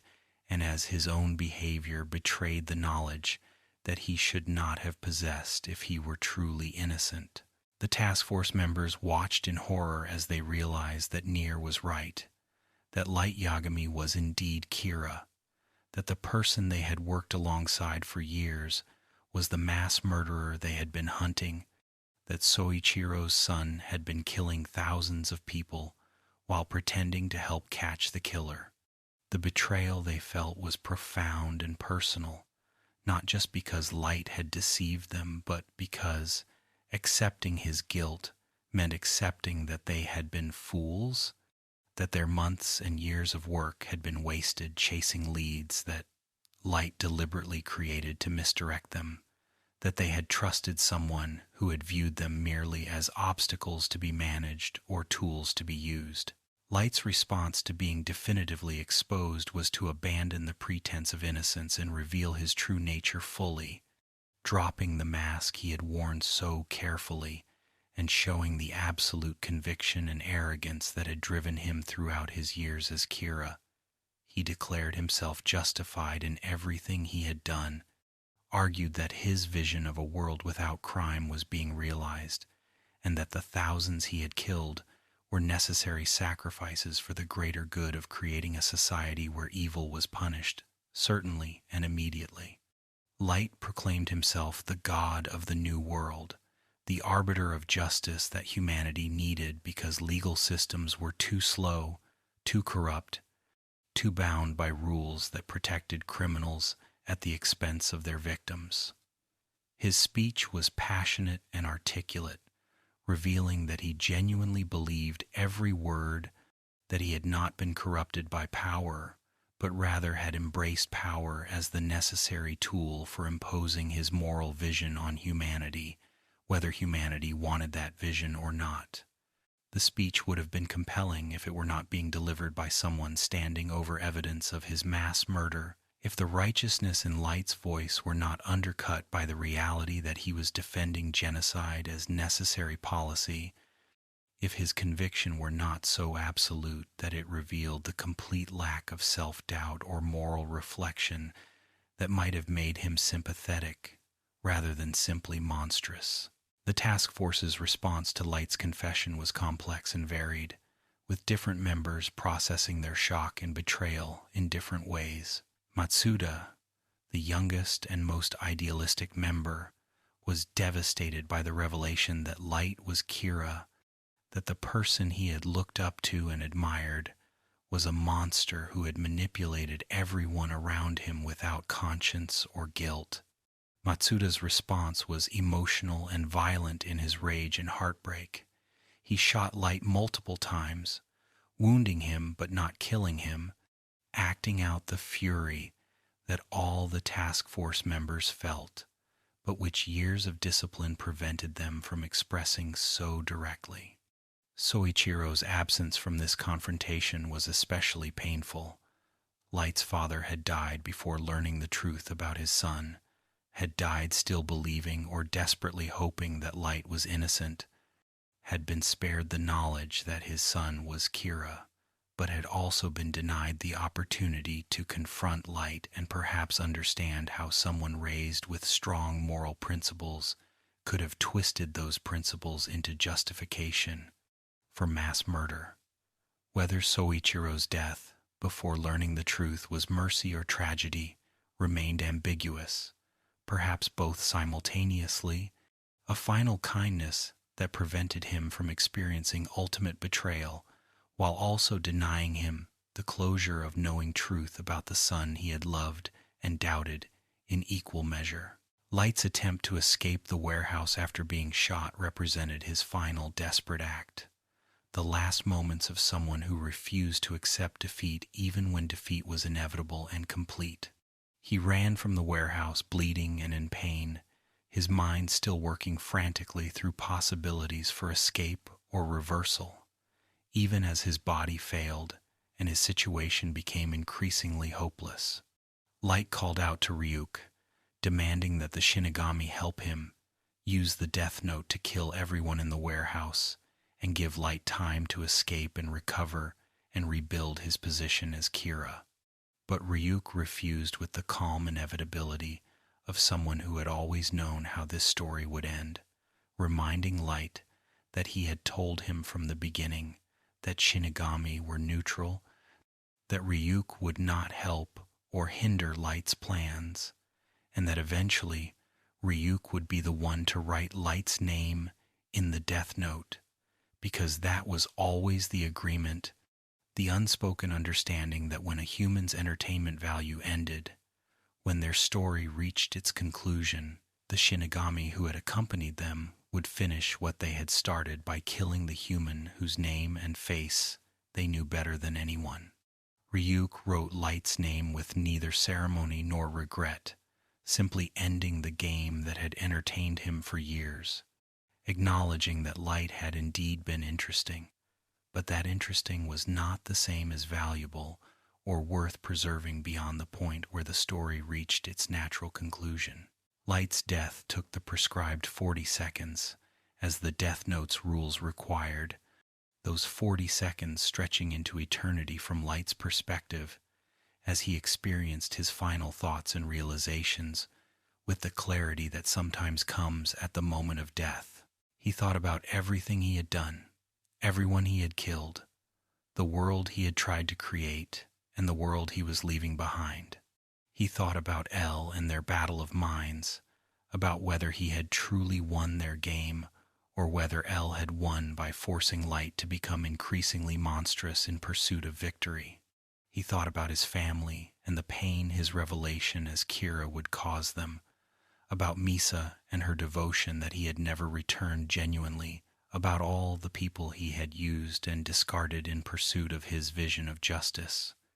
And perhaps, in those final seconds,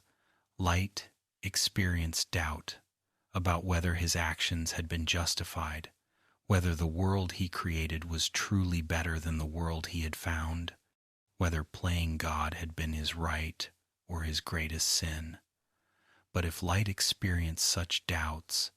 they were not reflected in his expression as death claimed him. He died with his eyes wide open, staring at nothing, his final expression frozen in something that might have been shock or might have been the realization that despite all his planning and brilliance,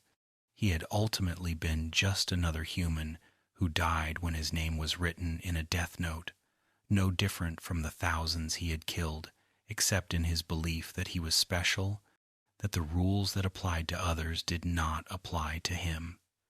that his intelligence and conviction made him exempt from the consequences that eventually come to everyone who mistakes power for righteousness. The aftermath of Light's death left everyone who had been part of the story to process what had happened and what it meant for their understanding of justice, morality, and the nature of good and evil. Nier assumed L's position fully,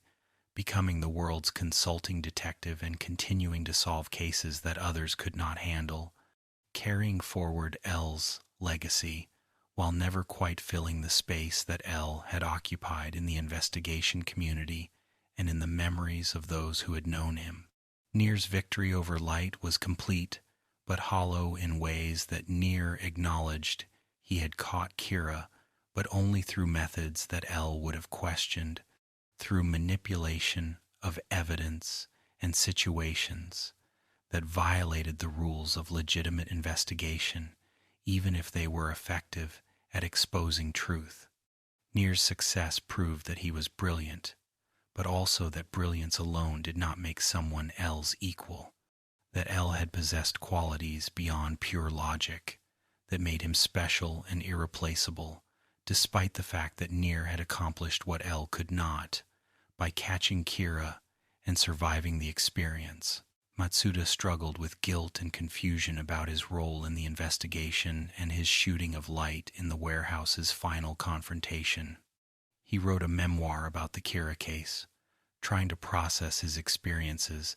and share them with a world that needed to understand what had happened and how close Kira had come to permanent victory. Matsuda's memoir raised questions about whether Kira had been entirely wrong, whether the world under Kira's rule had indeed been safer even if it was also more oppressive, whether the end of Kira's killings represented pure victory for justice, or whether something valuable had been lost along with the terrible methods that Light had employed. These questions were controversial and made Matsuda unpopular with those who wanted simple narratives about good triumphing over evil, but they were also honest reflections of the moral complexity that the Kira case revealed, the uncomfortable truth that improving the world sometimes requires methods that are themselves questionable, and that judging historical figures requires grappling with context and consequences rather than simply applying abstract moral principles without consideration of outcomes. The world after Kira's death returned gradually to its pre-Kira state, with crime rates rising again as criminals realized that the invisible judge, who had terrified them for years, was gone and would not return. The fear that had kept people from committing crimes dissipated as months passed without any Kira killings, and society had to confront that the improvements Kira had created were not permanent moral transformations, but rather temporary behavioral modifications maintained only through terror. Some of Kira's supporters refused to believe he was dead,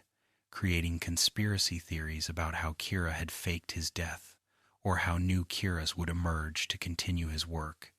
treating Kira as martyr and symbol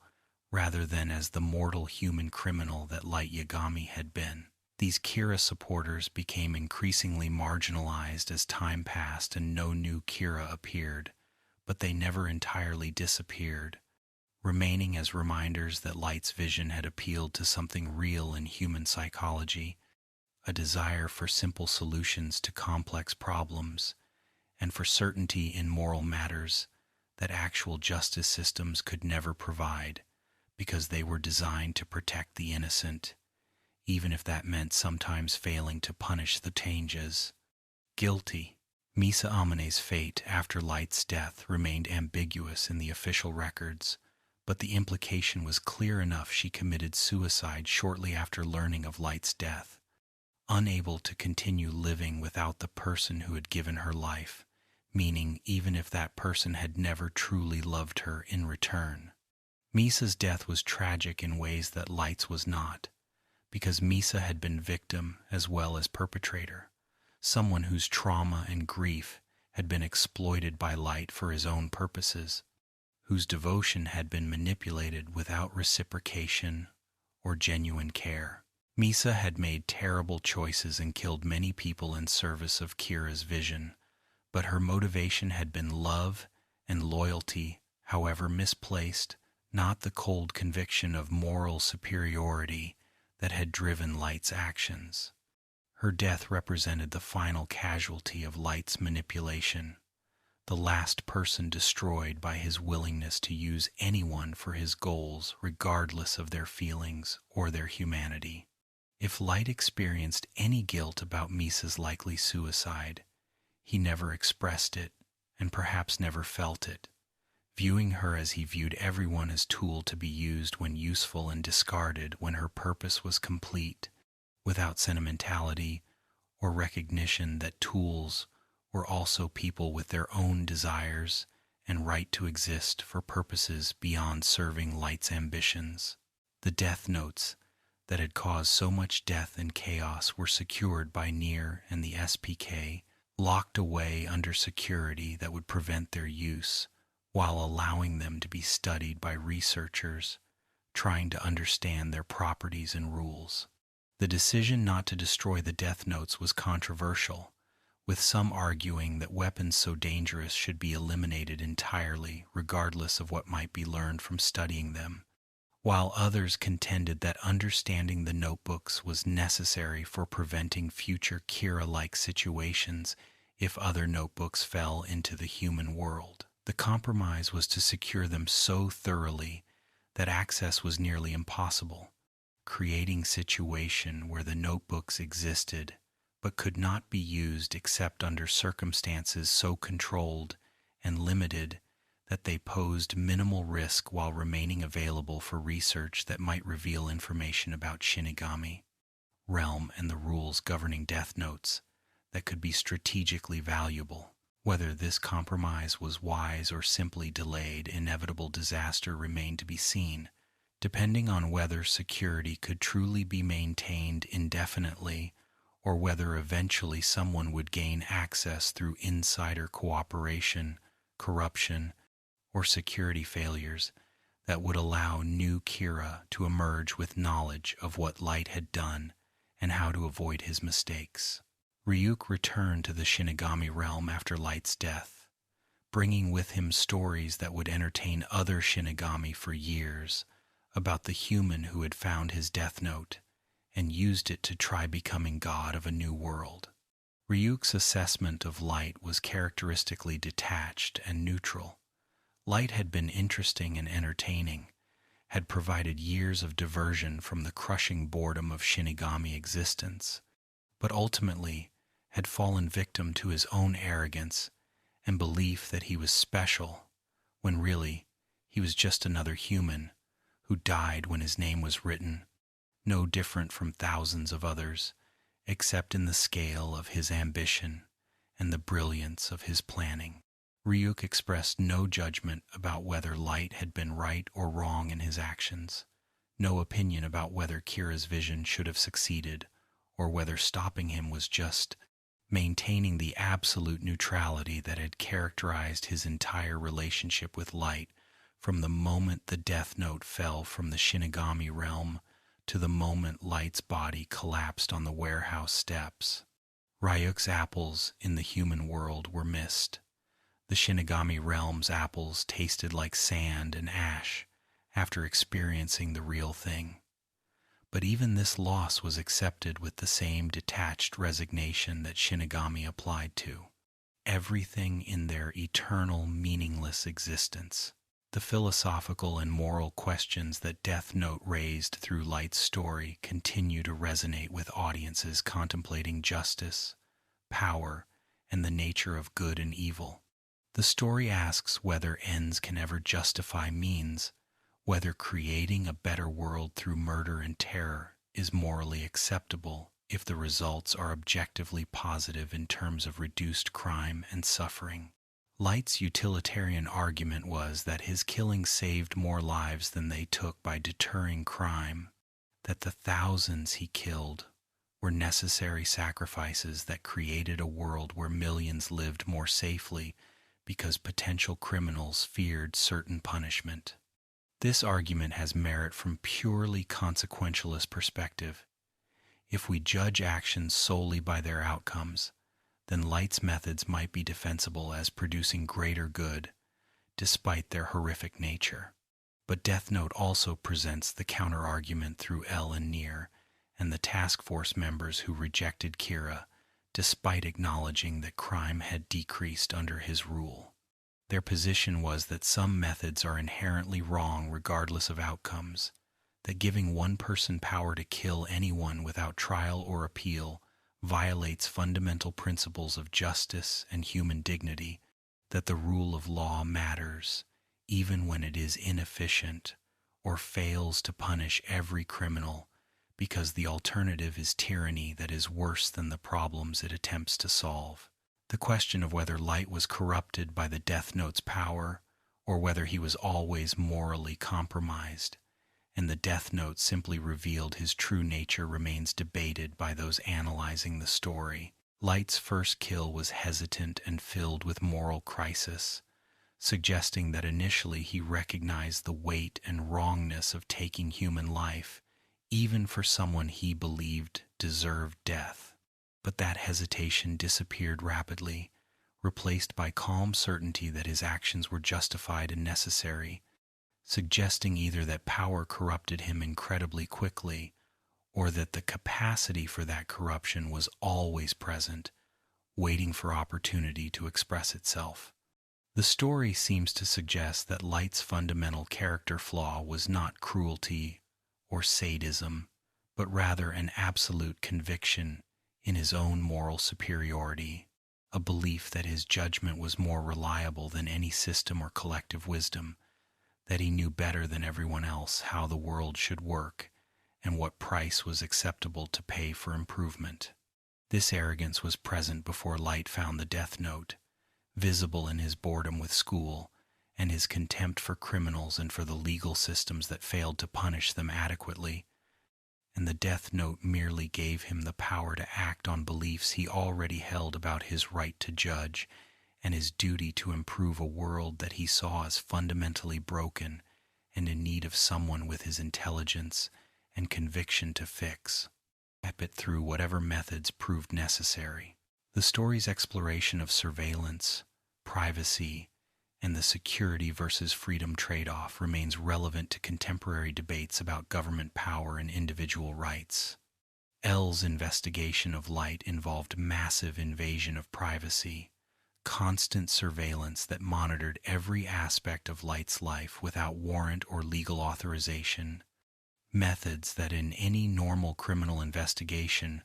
would be completely illegal and grounds for dismissing any evidence gathered through such violations. But L justified these extraordinary measures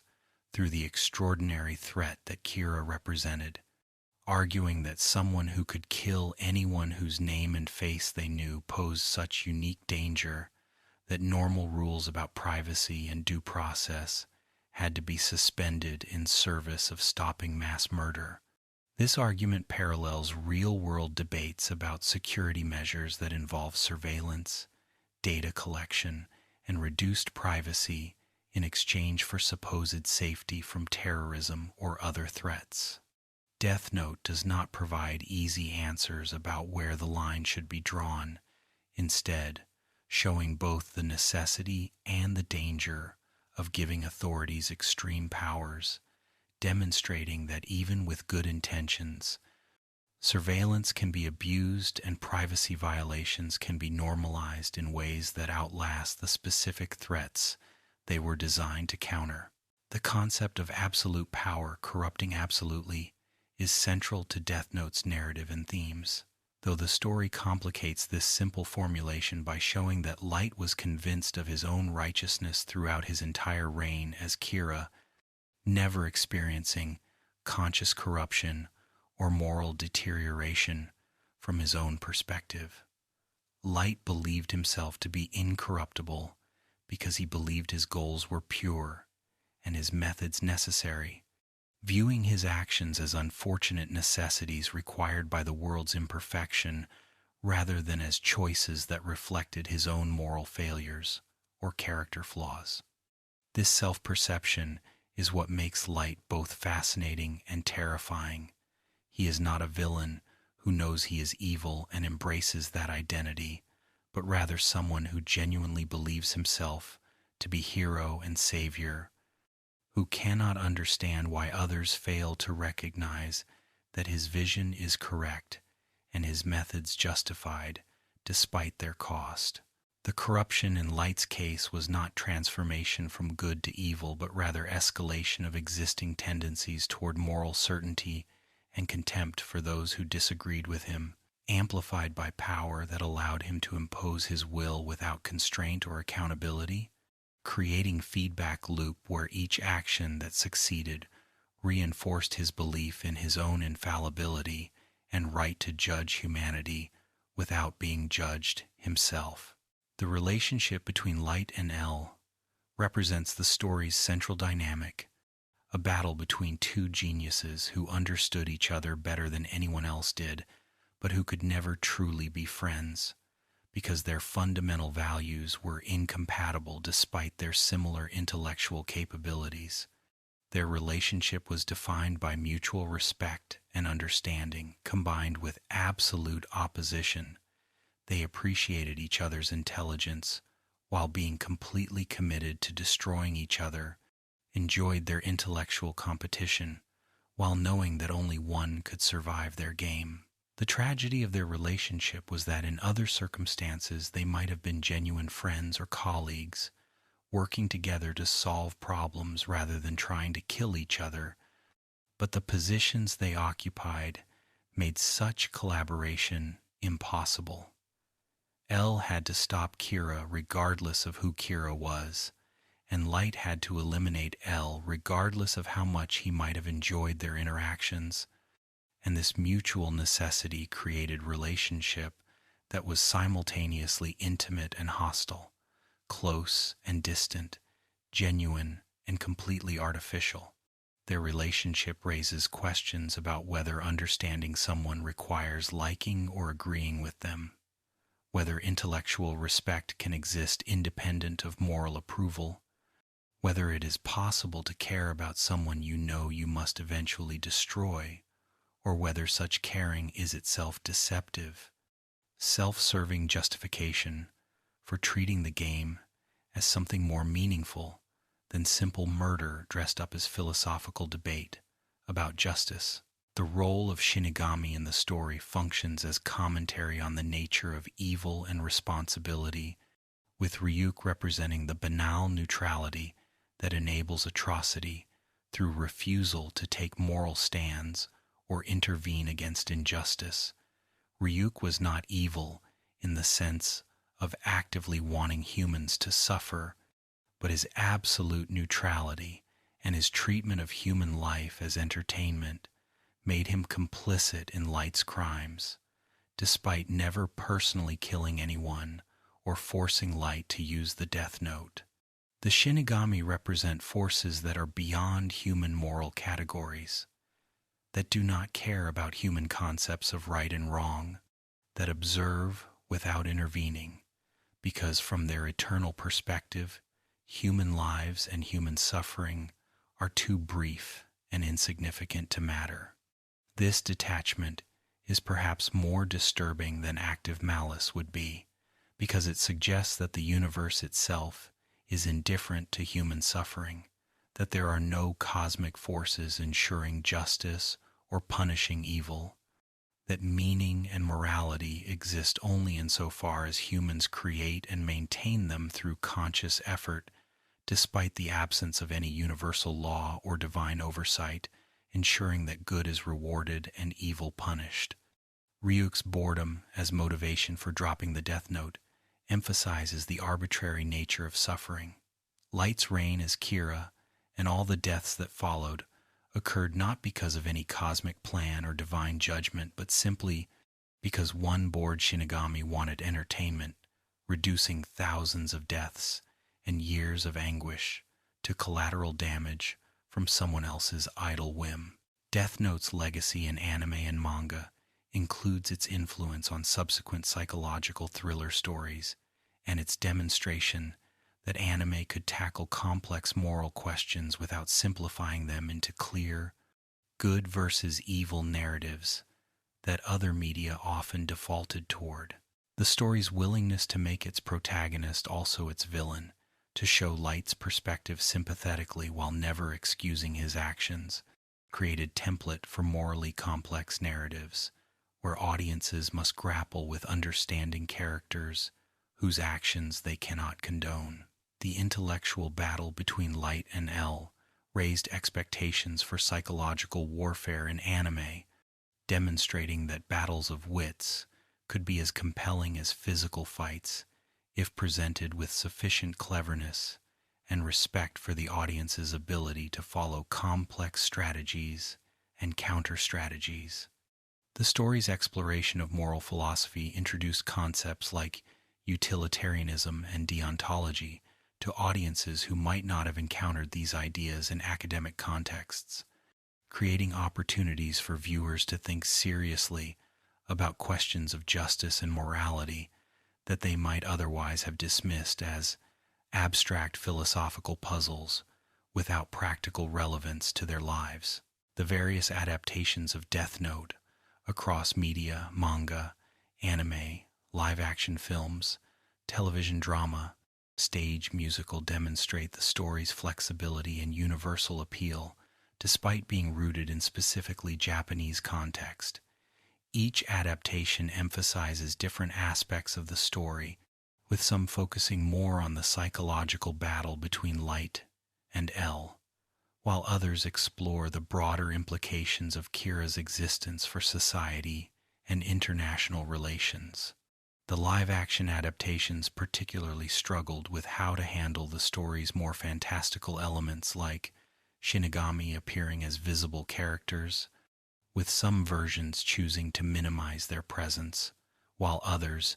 embraced the supernatural aspects through CGI and special effects. The American Netflix adaptation made significant changes to setting, character backgrounds, and even fundamental plot elements, creating a version that many fans rejected as misunderstanding the source material,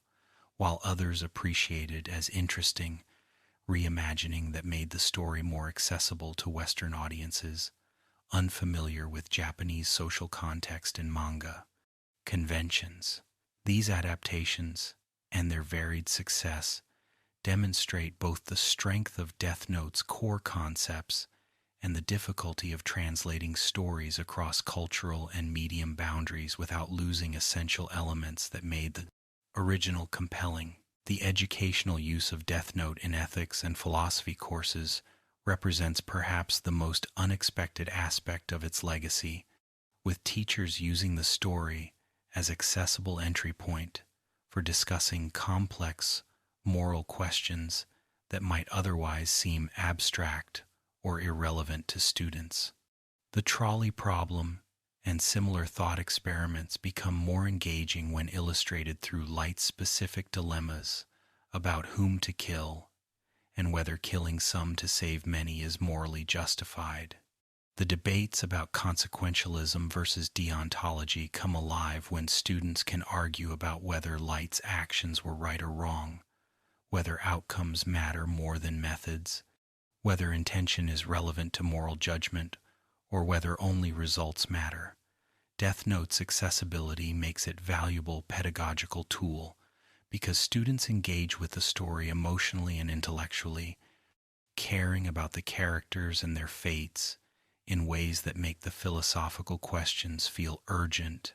and personal rather than merely theoretical. The fact that intelligent, thoughtful people disagree about whether Light was villain or misguided hero, whether L's methods were justified or themselves criminal,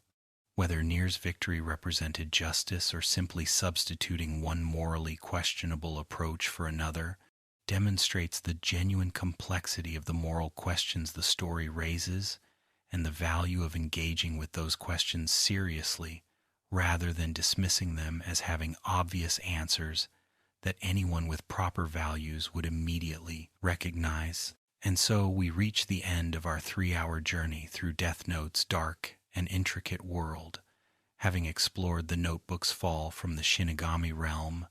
Light's transformation from student to self-appointed god, L's brilliant but ultimately unsuccessful attempt to stop him, the elaborate games of strategy and deception that consumed years and destroyed lives, and the final confrontation where Light's carefully constructed empire collapsed under the weight of Nier's patient investigation and Light's own arrogance. We have contemplated the philosophical questions that the story raises about justice, power, and the corruption that absolute authority creates even in those who begin with sincere desire to improve the world. We have seen how one bored Shinigami's decision to drop his notebook into the human world created a cascade of consequences that killed thousands, destroyed families, and forced everyone who encountered Kira to confront questions about morality and justice that most people prefer to leave unexamined because the answers are difficult and uncertain. As you drift into final deep sleep, let the story settle in your mind, not as simple cautionary tale about power corrupting, but as complex meditation on human nature, on our capacity for self-deception about our own motives and righteousness, on the seductive appeal of simple solutions to complex problems, and on the importance of systems and limitations and humility in the face of moral complexity that no single person can navigate perfectly, regardless of their intelligence or conviction. Light Yagami was brilliant but not wise, powerful but not good, convinced of his righteousness but wrong about almost everything that mattered. His story reminds us that confidence in our own judgment is dangerous without humility and self-doubt, that the certainty we feel about our moral positions might reflect not their objective correctness, but simply our own bias and limited perspective, that playing God requires wisdom we do not possess, and power we should not want, because its exercise inevitably corrupts and destroys, even especially those who believe themselves immune to such corruption due to their intelligence or noble intentions. Sleep peacefully now, having completed this journey through one of anime and manga's most sophisticated explorations of morality, power, and the human tendency toward moral certainty that creates monsters out of people who begin with genuine desire to make the world better. Remember that the Death Note is fictional, but the questions it raises are real and urgent, that we all make judgments about right and wrong without perfect information, that we all possess capacity for self-deception about our motives, that we all must navigate moral complexity without the comfort of absolute answers or divine guidance, confirming that our choices are correct. The story of Light Yagami and the Death Note teaches us to be humble about our judgments, skeptical of our certainty, careful about the power we seek and the authority we claim over others, recognizing that the line between justice and tyranny is thinner than we would like to believe, and that crossing that line often feels like doing what is necessary and right, even when we are actually becoming the evil we claim to oppose. Rest now in the knowledge that this dark tale has ended, that Light's ambition to become God of a new world has been thwarted, that the Death Note's power has been contained if not eliminated, and that the world continues with all its imperfections and injustices that frustrated Light, but which are perhaps preferable to the perfect order that he would have imposed through fear and murder if he had succeeded in his terrible vision. The world is complicated and unjust and frustrating, but it is also free in ways that Light's new world never could have been, messy in ways that reflect human diversity and agency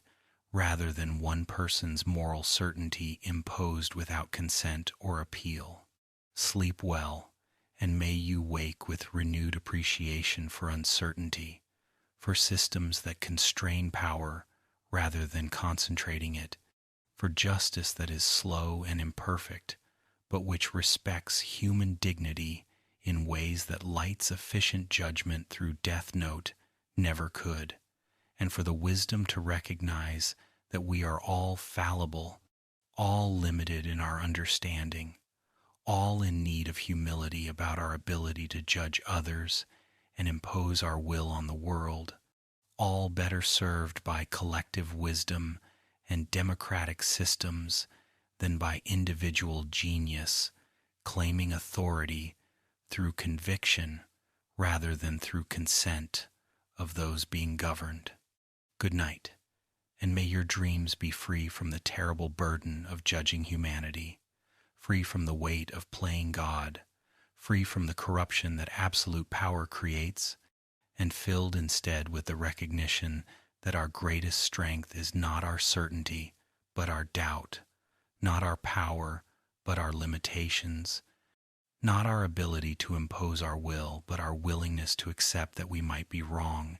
and that others might see truths we have missed, despite our brilliance and our conviction that we alone understand what justice requires.